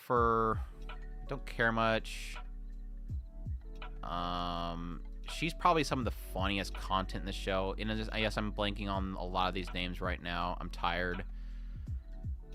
Besides her Seiyu, I don't care much for her. She's also another one of my favorite characters of the show. I'll put her in B as well. They just introduced her. She's God, what's his face's sister? She's the one that, like, she doesn't have man phobia, but she's like she does have man phobia. She's never seen a man. And so she doesn't know what to do with the men. And then her first introduction is literally like the worst introduction to men, and so she's afraid of them. But she's okay with brothers. Brothers are good, but men are not. But she was a lot of fun. I do like her character a lot. But I'm gonna put her in C for right now. I think she was one of the best introductions of the show so far. I've never cared for her. I don't think I'll ever care for her. She's a lot of fun as well, but not that great. So that's Urusei Yatsura without character names. Brothers aren't men, exactly. Why no sheep girls? There's a rare sheep girl. Shoot, when was the last time we had a sheep girl? Etotama? Oh, I keep wanting to say Bang Dream. It's not Bang Dream. It's that was based on an app game where they got transported to another world, and it was a rhythm app game, and it had some great music in that show. Somebody help me here. I'm gonna go crazy because now it's in my head. The music's in my head.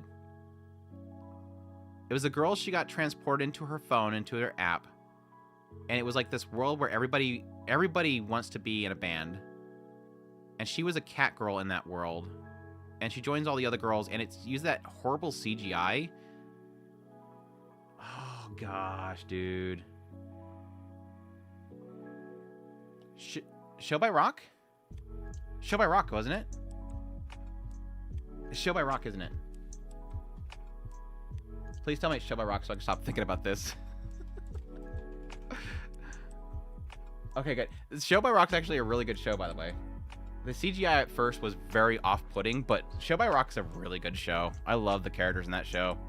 Retori? Was her name Retori? Retori, best girl. Was it Retori? She was the dog girl. And yeah, that one had a sheep girl, and she was an alien. It's Retori, right? Yeah, Retori's best girl. Oh my gosh, did I miss Retori? She's so freaking great. A very good tsundere character. Anyways, that was a nice side tangent. Getting back to the shows here. Getting back to winter. I did not like the recent season of Show by Rock, though. The first season was really good, though. It's a really fun show. The music's so good. Oh, the music's so freaking good. Anyways, Shingoku Yoku. The girl's name that I will probably never remember because it's too long and it confuses me, but she's super cute, and her story is extremely tragic and screwed up. High A. High A easy. I like her. She's great. She's literally turns into, like, the positive nature. Even though, like, literally the main girl is a positive. Tama right here, she's, like, the main positive nature, which she's great, too. I'm going to put her in...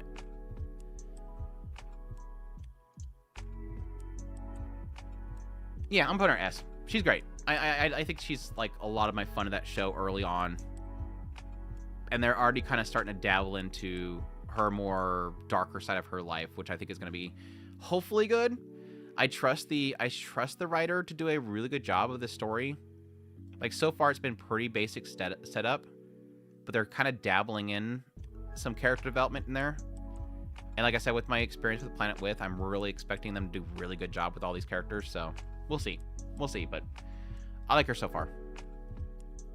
Plus, she's a Kitsune, so. Was that it? That's the only two female characters, isn't it? Yeah. So far, what I've watched. I mean, unless you want to call the Orsted character a female, because I don't know, people love saying that Orsted's best girl. Maybe the Orsted character in this show is going to end up being a female character. Well, there was the sister of the swordsman, which I didn't get much out of her, other than the fact that she was like literally going to destroy everything just to make a name for their family, which was whatever. Snack Boss Away Girl, she's fun. I've only watched like an episode and a half. She's a lot of fun. It's Rie Takahashi. I think if you're like a mega fan of Rie Takahashi, you probably want to watch Snack Boss Away just for her, because she does a great job. She nails her character in that show. It's just I don't like anything else around anything else around Snack Boss Away. I just don't care for. The humor is just not there for me. Like, they had this whole segment where it's literally just this guy constantly bringing up different, like, lewd toys that he has. And it's like, I don't really care after a while. The old lady was kind of fun, yeah. She probably has, like, the most bonkerness about her. She's good. I don't know. I kind of want to get back to Snack Boss Away, because I think it's going to probably have some good skits in there. It's just, the skits I've seen so far, like, none of them really landed too much for me. So I'm really just going based on personality of the characters. They're good character personalities. It's just the line of jokes doesn't work for me. And yeah, I'm talking about the show again. That was last week's tier list. Was the show's. All right, there's a lot of Frieren characters. There's a lot of Frieren characters.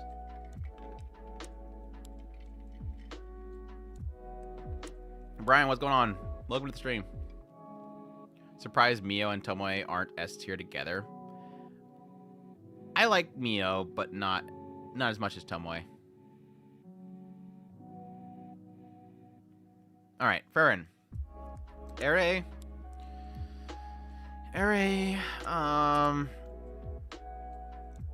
I do like her. I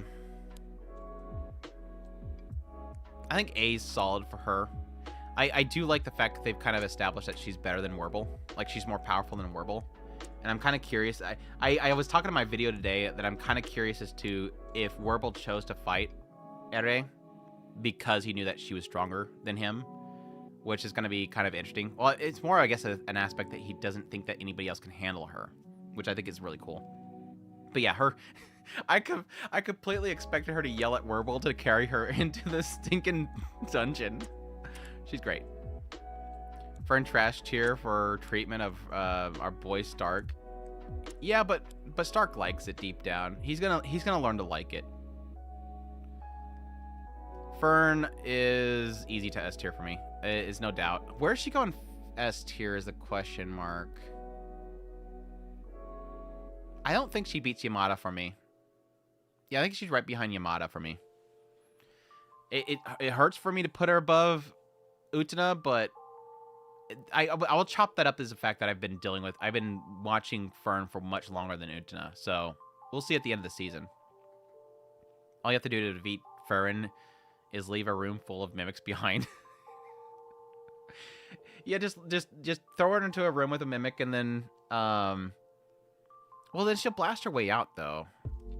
But yeah, she might just end up like, if you seal off the room, if you put mimics in it, put her in the room, seal it off so there's no oxygen, by the time she finishes all the mimics, she'll probably run out of oxygen. So there you go. Fern also S from her gremlin mode. Fern's gremlin mode is great.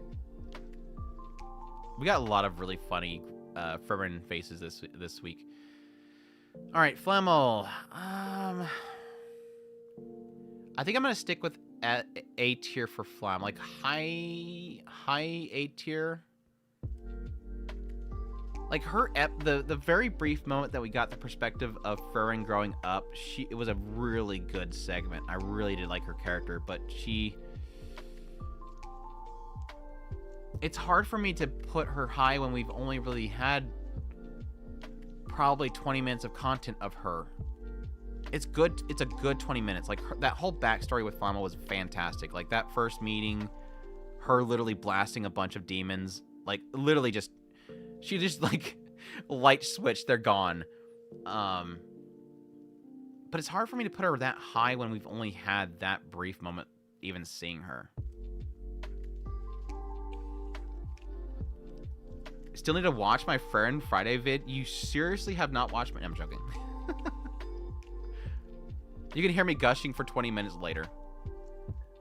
Yeah, most of these foreign characters we hadn't had time to judge. It's true.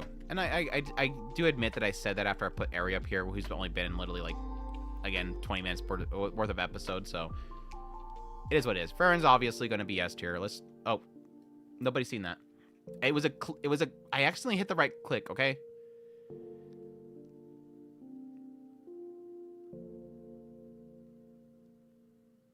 Oh, that's difficult. I didn't think about that before I brought her up here. She's definitely better than Fern. That's not the question mark. Does she go above Yamada? Oh, that is so that kind of hurts. That kind of hurts.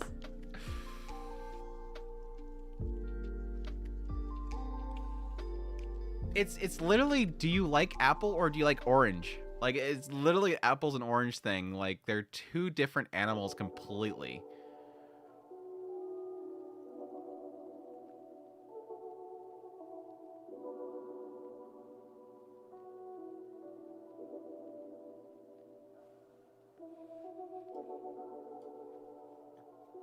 Ask me in 10 minutes.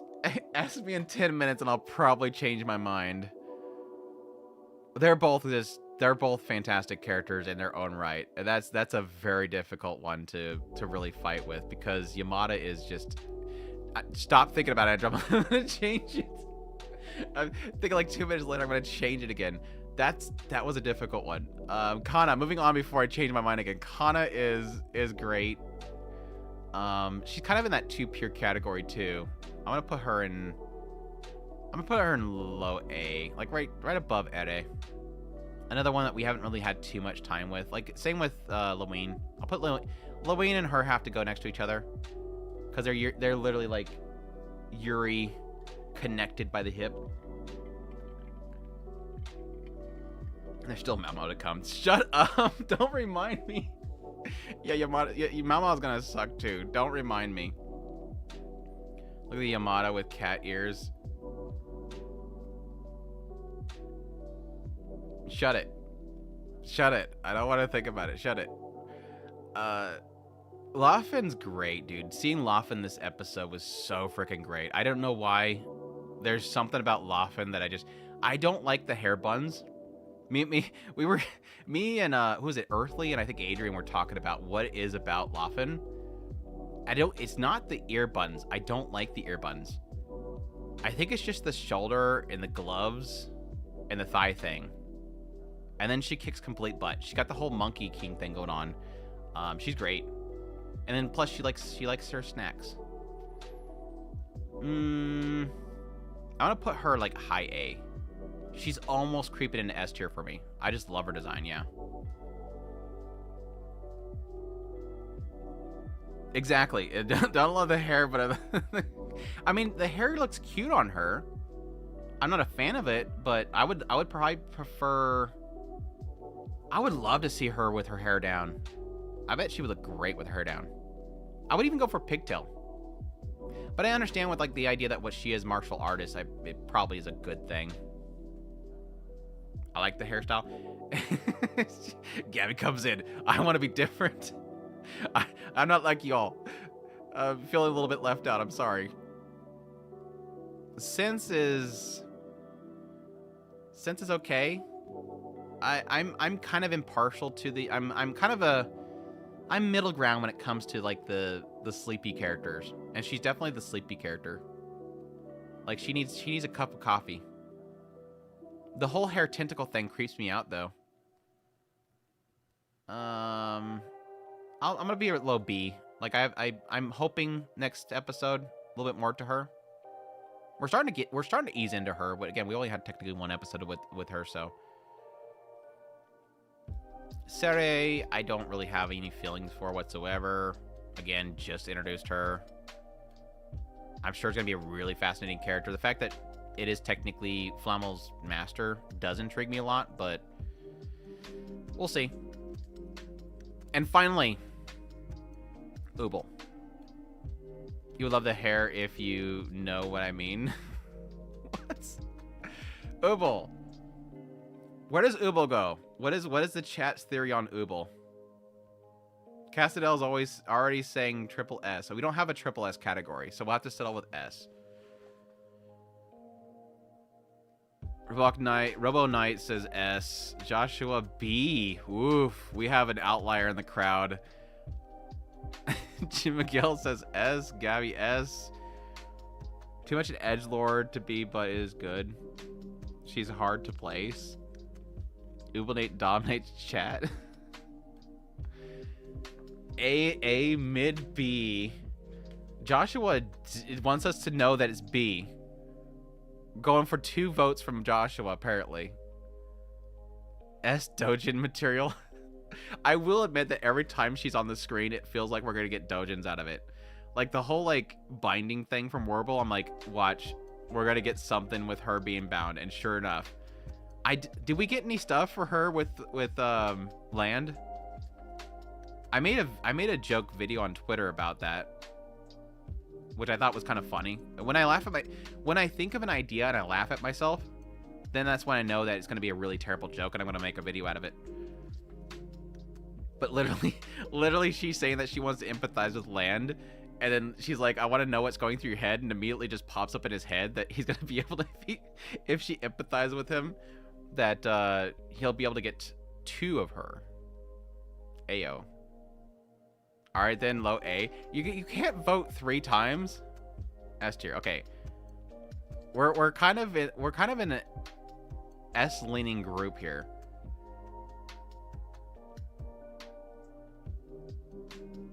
I'm gonna put her high A.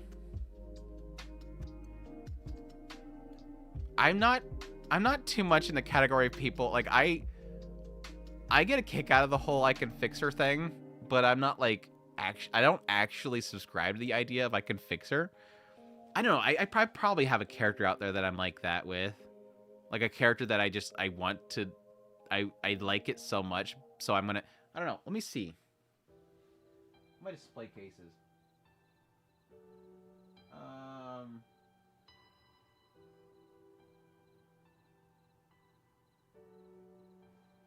I think the craziest character I have a figure of is Alter Saber, but I don't really classify her as like a waifu character. I think she's amazing. I do have an Edis figure, but again, she's not that bad. No need to fix her. She's sexy. Like, but the idea there is that she'd probably kill you.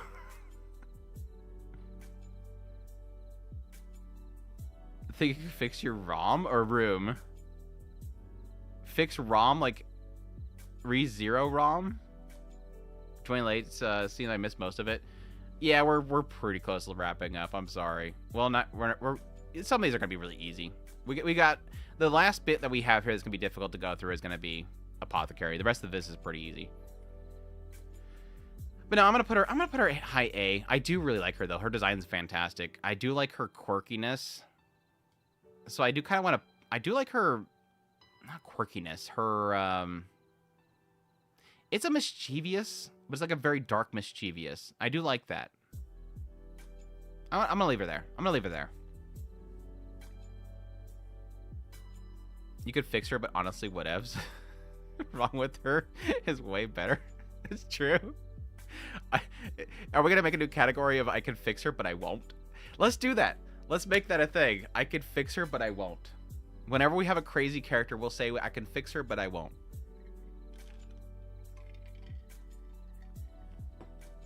That would be denying the spice that she is. All right, Gyokyo.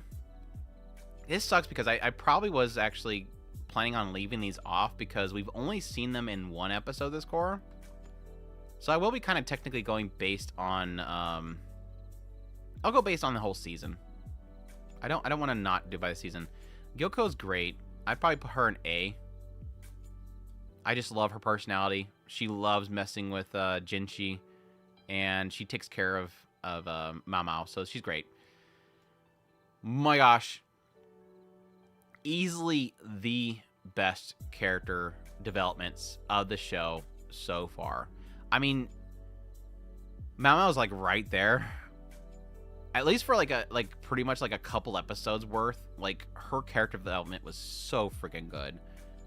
Loved her going from the point of just being nasty to losing something, being nearly dead, rebuilding up, trying to being wanted once again. Some sort of like, I guess, self-forgiveness and moving forward, but still kind of accepting that she did the wrong thing. It's just, there's so much I could say about this character. It would take like literally an hour. Such a good character. Such great writing.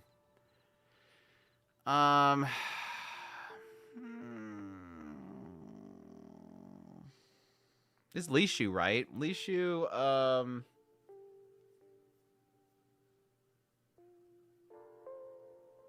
I kind of think there's something more to her story. Like, I think we're going to revisit her at some point. She's just too pure.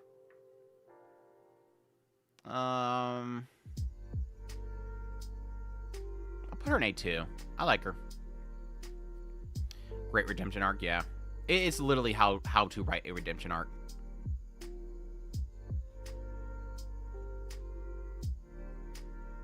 F for feed her honey as a baby.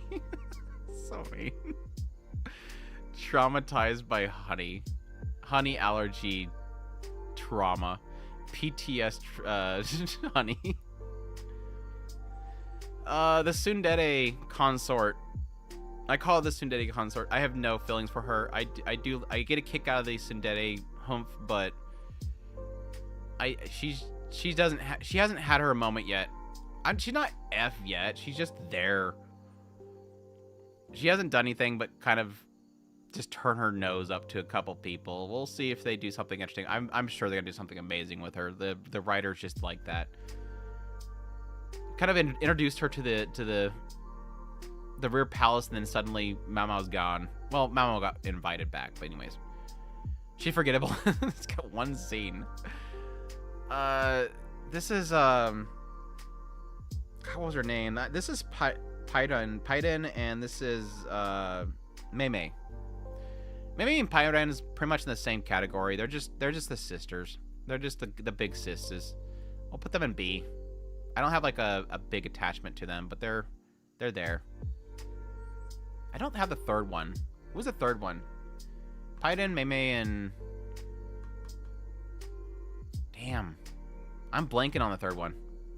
See, just for looks so far, she looks promising. Yeah, like I said, I think I wasn't really into her at first, but then the moment that she did the whole kind of tsundere look, I'm like, oh, she like everybody else. She on board with Mao Mao. We'll see when she calls her in there later on. Mao Mao's gonna break the ice for her. Lacan, I'm literally thinking she's Lacan's girl. I forget what her name is.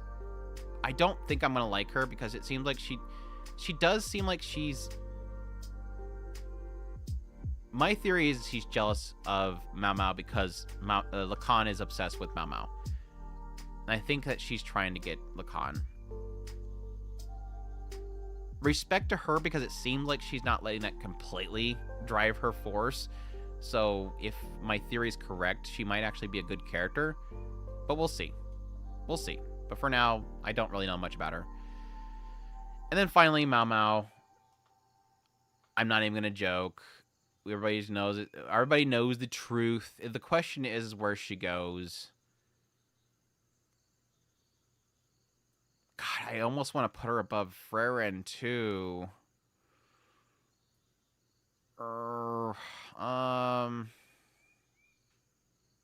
Again, this is an apple and oranges thing. They're so different. Like, these are literally equals.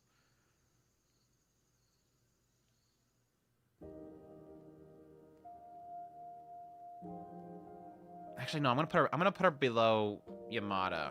I think that's good. I think that's good.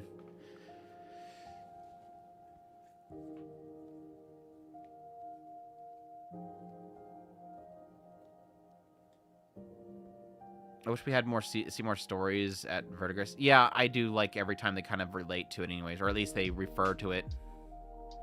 Fine with the placement. I thought she didn't like her because she saw through the act Mama put up. I don't see that being the case because it could be right, but I don't see that being the case personally because that is her servitude that you have to put on an act. Everybody's doing that back there. So to be angry at her for putting on an act, literally every servant in the palace puts on an act because if they don't, they die. So I don't know if that would be it. Question mark. Is it April yet? I don't want it to be April. Actually, I do want it to be April because I want Mashoko to come back, but it's gonna be. I'm afraid of April. I want it to be April, but I'm afraid of April. Emma's definitely S tier. Would be understandable. Come on, seriously, this season, who's the best man this season? Shortest next live next week. I don't know that I'm gonna do a best male character one. I might. We'll see. I'll look at the list, but I don't think I have enough for it. I mean, the Fremen characters are good. Like, I can throw some Himmel up there. Even Denkin. I can throw some Denkin up there. Some Stark. But, yeah, outside of that, it's like maybe Jinshi is some good character. I don't know. That's a difficult one. Let's agree this season is full stacked. This one's a good. This is a much better season I thought it would be. But next season is what I'm afraid of. Do you think the shows does a good job as showing the time period too? Yeah, I think as a period piece, it's great. It's just like Revenant Inner Palace does a great job as well.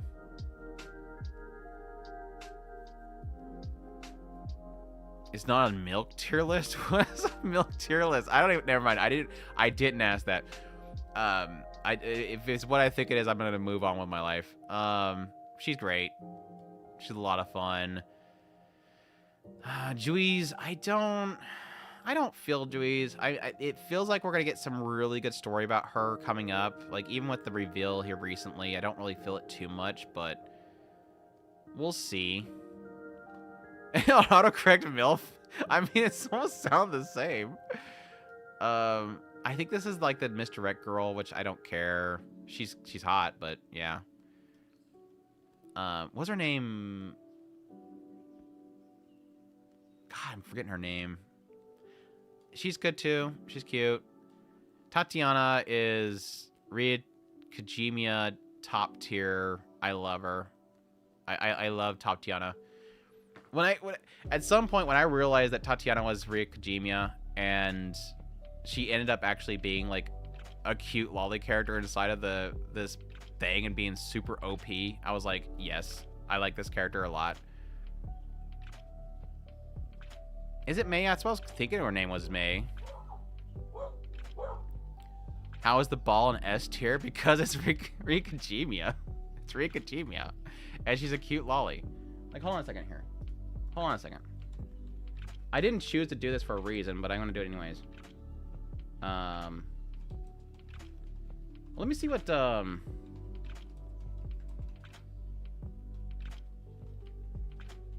it's Undead Unluck.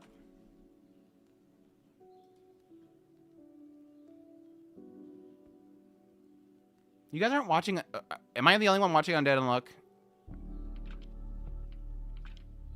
Well, obviously, I think Foreign's watching it. Yeah, it even has Aoyuki in Undead Unluck too. Very briefly, but... Oh, they don't have other... What?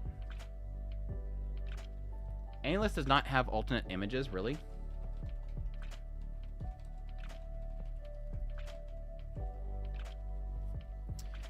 Yeah, it's...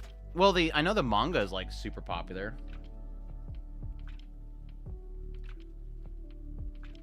Yeah, it's a very fun show. It's actually got some decent storyline background too. Very briefly, because I don't want YouTube to get too mad at me. But yeah, that's Tatiana. She does have somebody inside the ball. Her ability is untouched, so she creates. She lives inside the ball because she doesn't want to hurt anybody. So locks her ability inside there. So yeah, they literally have this whole segment where she literally nukes an entire boat and then starts running around on the water as people are sitting on top of her barrier. It's just kind of a dorky little segment. I'm too busy with trains to do anything.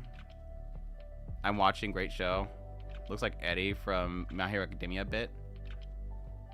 Eddie?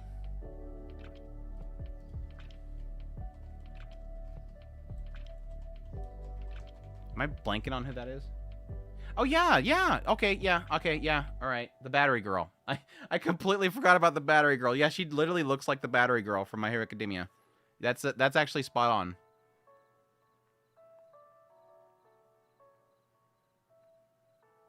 Yeah, which is very funny. I think it's because of the fact that it's on Hulu, ?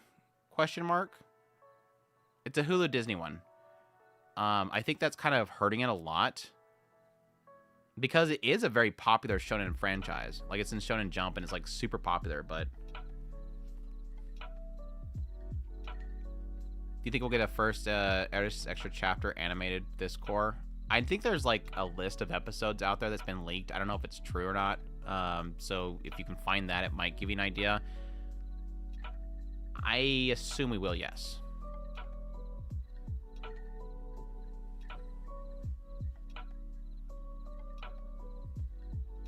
Yeah, Hulu kind of falls in the same category as Amazon Prime. There's not a good job. It doesn't do a good job of discoverability. Anyways, I'm gonna be real. I have no feelings whatsoever for a lot of these characters. I actually don't really even like this character, the Pencil Knight. I don't like him. The bro's okay. Technically a boy. ? Might actually end up being a girl. I do like Emil, whatever her name is. She's kind of cute. She's a lot of fun. She definitely adds a little bit of a energy to the series. Is her name Mio or something like that? The chick that's obsessed with PvP. I don't think I've seen her in like 4 or 5 episodes. I go sailing the high seas for undead unluck. I wouldn't blame you.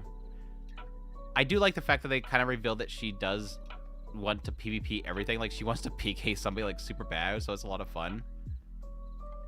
Dem hips though. Which one are you talking about? The Pencil Knight?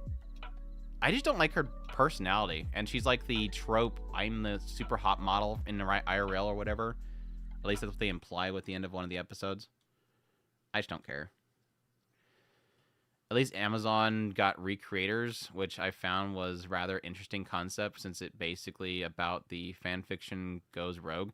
I love Recreators. It's sadly the only thing that Amazon is still like, I don't even know if it's available on Amazon anymore. I think it is. Like, it's just stuck there. I'm really hoping Sentai picks it up. And then finally, the poor girl that legit is just going to be constantly, I don't know, watching from outside the diner as this guy gets out with like 5 girls. Like, she's just kind of self-secluding herself to watch him in romance for the rest of her life. Down bad girl, right? I'm gonna put her in B. The girl needs to gambare. I just disagree. She thinks she's very hot. I mean, it's fine if you think she's hot. I think, yeah, technically a body, great. I just, again, don't care for much character-wise is all.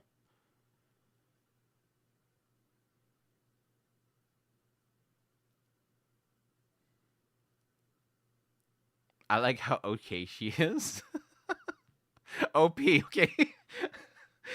I like how okay she is too. I like how sane they are. The characters from Bravern, I think she was the partner for a while there and really got blown up. She's cute. Fine, I guess. C. Lulu, Gawa P. Gawa P. Uh, here's one of those I want to hear people say I could fix her. Like the Gawa P puke in your face, kick the crap out of you, punched your friend. Um, Gawa P girl. She she makes the show so much better. Bang Brav Bravern. Bang Brave Bravern. Bang Brave Bravern. It's the most like horny male-led super robot show with a puking alien chick that punches people and vomits up her food. And it's got a really hot mechanic chick that she deserves to be an S tier because she's super freaking hot. I'm not gonna put her in S tier. I'll put her in A tier, but she's freaking hot. Horniest robot, yeah. Literally, go look up Bang Brave Bravern ED. It is the most not ED you have ever seen. It's super horny. It's like it's like massively yaoi bait, but not really. Is I guess the best way to put it. Like this super robot literally tells the guy, "Get in me." He's the only one that can touch my control rod. The other guy, which is an American military or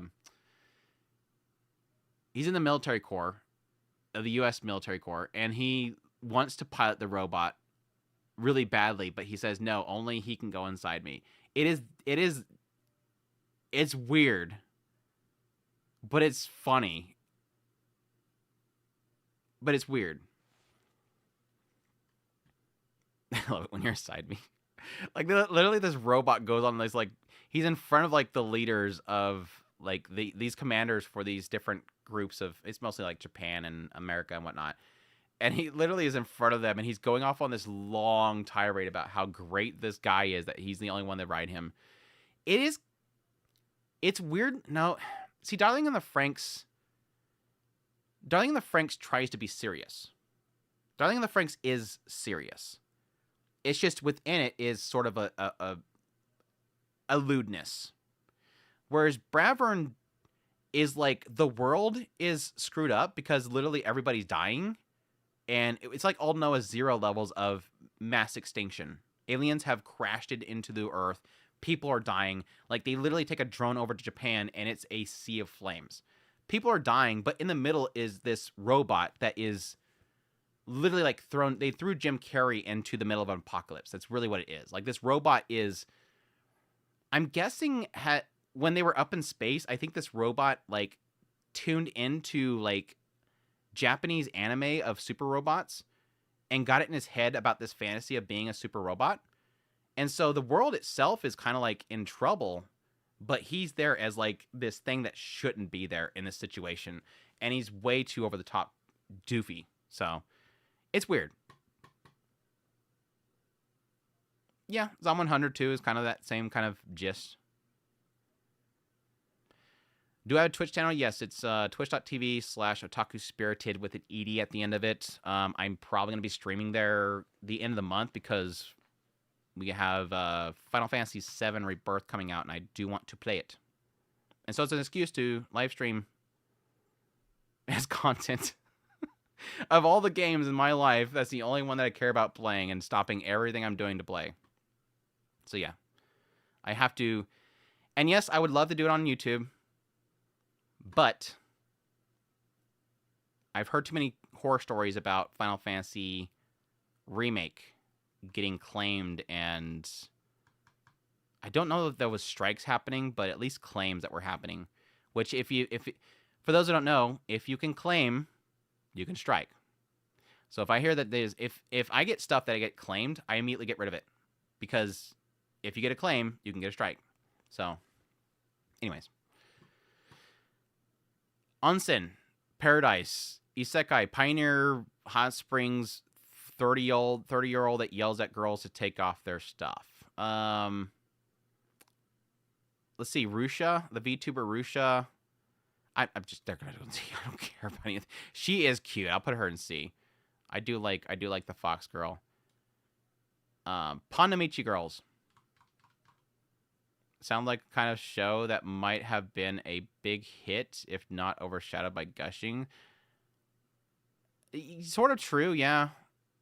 Sort of true, yeah. But I think it's really kind of it's hard to sell a super robot in the West, even though it is a parody of a super robot. I think it not really a parody, but it is kind of going ham on it. And super robot's just not popular over here, unfortunately. This made it with Ragnar Crimson. I dropped Ragnar Crimson in like episode 5 or 6. I haven't watched Ragnar Crimson in a long time. All of them on B. And YouTube got baseball rules, exactly. I was scared because last week I covered Dangers in My Heart, and I uploaded my impressions video, and it got content ID sniffed by the company in Japan on TV something, Asahi or whatever. And I was like, crap, I'm going to have to stop covering the show. I don't know. I'm going to have to be very careful going forward with Dangers. I do want to cover it. It doesn't get great views, and I think it's probably because I'm posting the day after. I might start posting it on the day of. Maybe just get rid of solo leveling, or maybe delay solo leveling coverage. I just don't want to do 3 videos in one day. But I did kind of consider not covering Dangers because of that. I hate that. I did the same thing for Sunny Boy. The first time they claimed me, it was just like, okay, I can't cover you no more. And no, Sunny Boy, they struck me. Let's be clear. All right, Goth Girl, she's probably, at least the one episode I watched of her, she wasn't working for me. I thought she'd be a lot more fun than she was. I do really like the Tomboy Girl. I'll put her like mid-C. These are all kind of mid-C characters for me, honestly, now that I think about it. I do like Wannabe Chisato. She's a wannabe Chisato. But I think I'm going to still stick her in C. She's probably my favorite of all of them. The Prim and Proper Girl, she's a lot of fun, though. I think these 3, I think, outshine the rest of the cast. These 3, I think, are the best characters of the show. This is kind of more of a kind of a very generic middleman. I mean, she's sweet. She's fine. She has energy and everything, which is kind of surprising for a main character. But these 3 carry it, honestly, for me. But I don't know if I'll watch any more of it. I stopped watching after 5th or 6th episode. I probably won't go back to it. Yeah, I avoided the meme version of subtitles like the plague when I was looking for the subtitled version. I don't care to read somebody's idea of humor. That's kind of my issue that I have with subtitles that are kind of trying to put their own jokes in it. When translators try to put their own jokes and stuff, that's what off-puts me about it, is that I don't want their humor. I want the writer's humor. So if I can avoid it, I'll avoid it. I think there's a reason why Super Robot is not popular here, is because how Super Sentai is adapted and marketed here.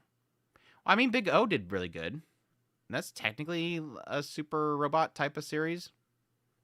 It works, but I mean, Big O worked because it was kind of playing off the Batman vibe. It's not really like your typical Super Robot.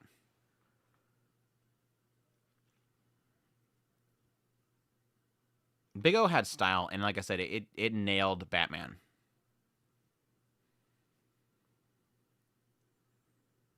Here from the Super Mushoku Tensei chapter reviews. Love your content, bro. On chapter 5, volume 14, watching your videos right after I finish each chapter. Keep up the great work. Well, thank you so much, man. I appreciate it. Glad you're enjoying the Mushoku Mondays, by the way. You gotta call them Mushoku Mondays. But yeah, they've been a lot of fun. I tell people constantly that Mushoku Mondays is more for me than anybody else. Like, we skipped 1 week. I've been doing every single week for, 2 years now? Skipped 1 week because Christmas was on that Monday. And I felt off the entire week. Like, I was like, everybody's telling me take the week off. I'm like, I should take the week off. I didn't do it that week, and I hated it. Like, I hated the entire week not doing that. I don't want to work for English-speaking countries. I just think it's the style itself. Is that it? I'm not an expert of super robots, but there is sort of an absurdity about super robots that I think does not work well. And I also think because the West doesn't want to market it to children, that it doesn't, because I think the younger audience in the West would gravitate to it a lot, but they don't market it to them.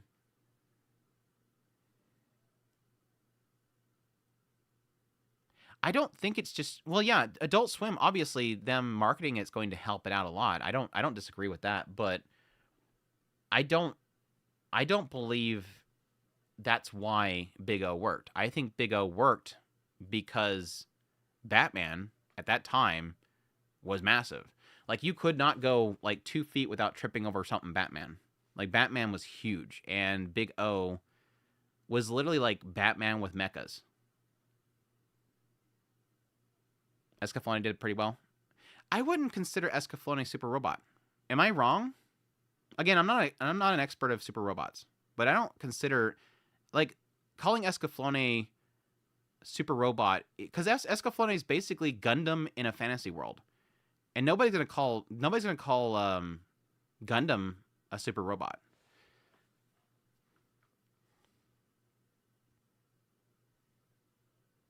The West also had a really bad animated version of BattleTech show. Dude, that was a monstrosity.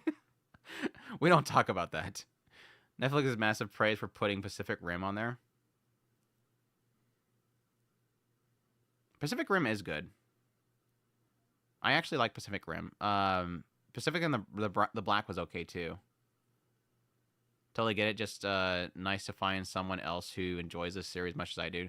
Yeah, I think that's where a lot of the enjoyment comes from. Is everybody's really um.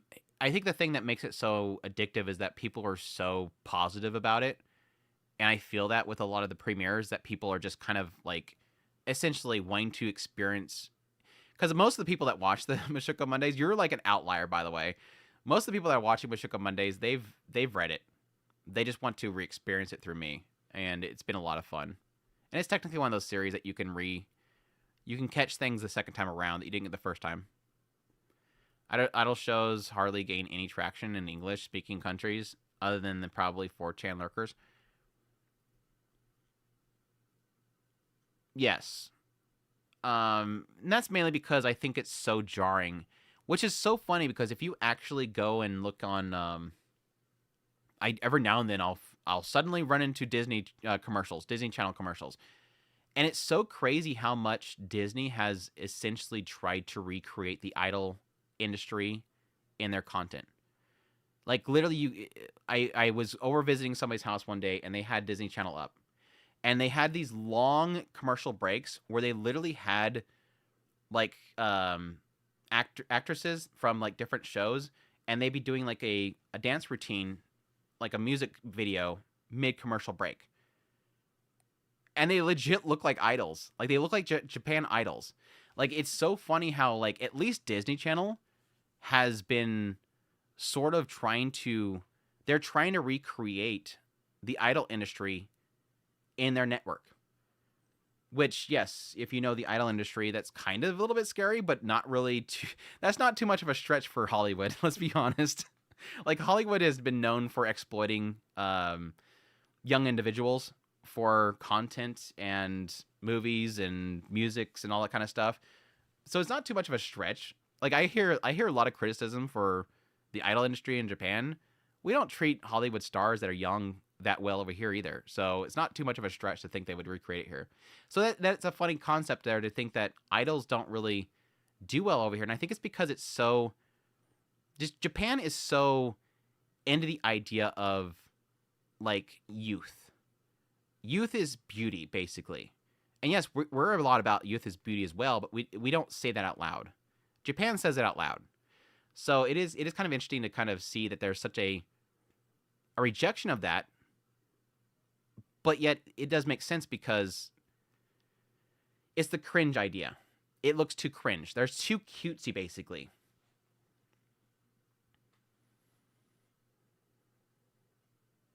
they're trying to do that for at least 15 years. I don't really watch Disney Channel much, so it was like one of those things where I went back to look at it and go, what the heck? This is like, they're literally trying to do this. It's weird.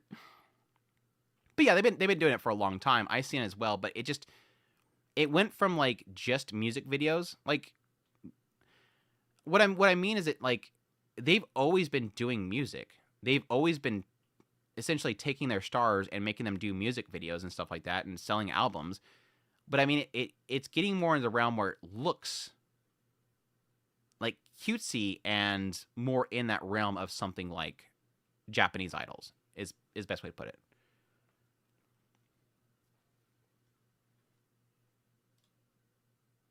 I just realized it's really quiet. It's because my music's off.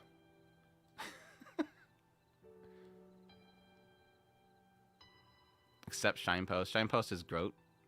Shinepost was good. It seems like Ugly is Beauty over here. Messed up stuff. Yeah, a little bit too much acceptance. It's more of an idea they're trying to make it seem like it's okay. I mean, that's which is fine. There is a focus to try to make it to where acceptance in all forms, which is a good thing, but it doesn't sell. Like we're afraid. It's more of a fact they're afraid now to sell beauty, whereas before we were perfectly fine with it. Now it's seen as alienating those that are not beautiful. But in actuality, what they're doing is by trying not to alienate those that are ugly, they are now alienating those that are beautiful. So it's like you're technically going you're just gonna go one direction or the other. UN40 from last year was the shit, and not just because of the featured lollies. I loved the what was her name? The bungee jump episode. Her episode was, oh my gosh, it was so good. It was so good. I still think about that scene. It was such a fantastic scene.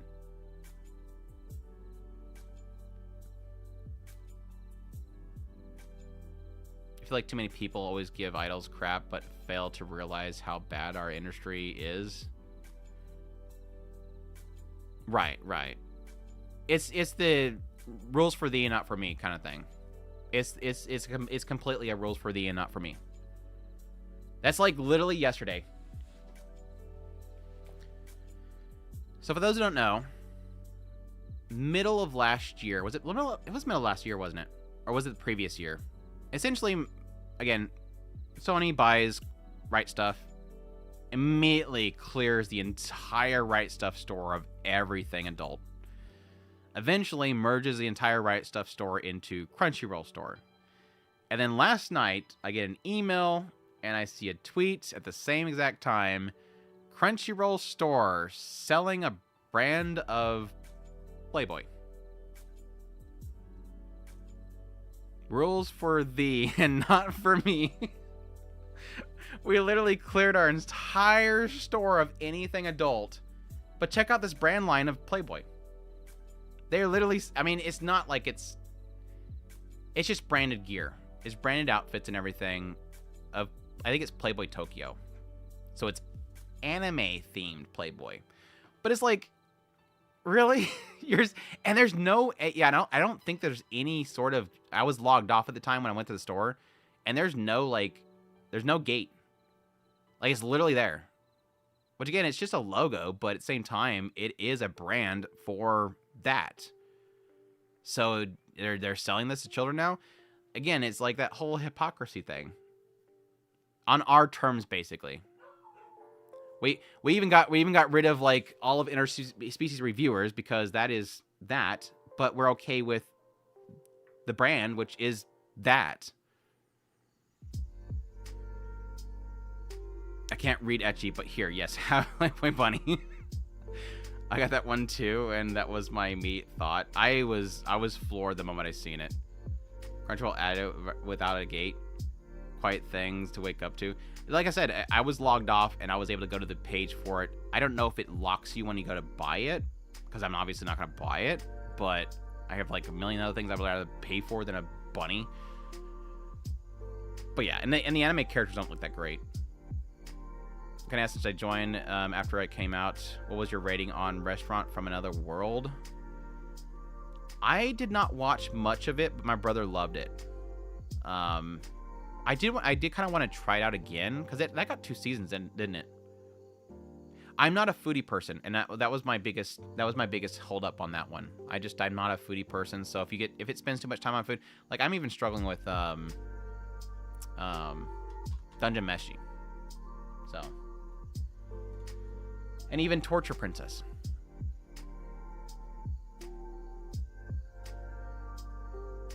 Not me finding free online sites instead of paying for Crunchyroll. Well, a lot of my stuff that I pay for the sub, but I don't watch it on the platform. Because I just don't like, I like putting all my stuff into a queue. So I'll pay for these platforms, but I don't watch them on their platforms.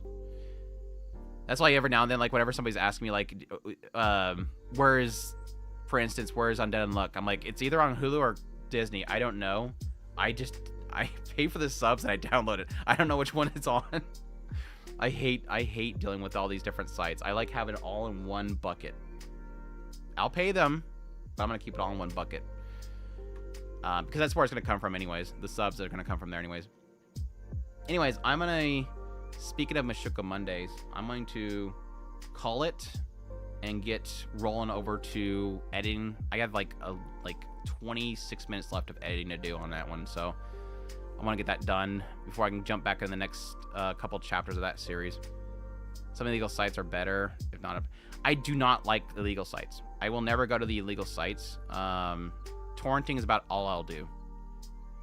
Because the sites themselves, I think there's a lot of them that support very bad groups of people. So I don't like to go to the streaming sites. I've just finished 6. So 6 of 17. Volume 17, chapter 6. I think it's a good point to stop at because I think it's going to be going into something big right now. So Brad translations anyways. Well, they all use the Crunchyrolls and stuff. That nobody, unless it's like something like Pandomichi or, I mean, even those are technically using like Spanish translations. So yeah, they're all pulling it from the same location. That's for sure.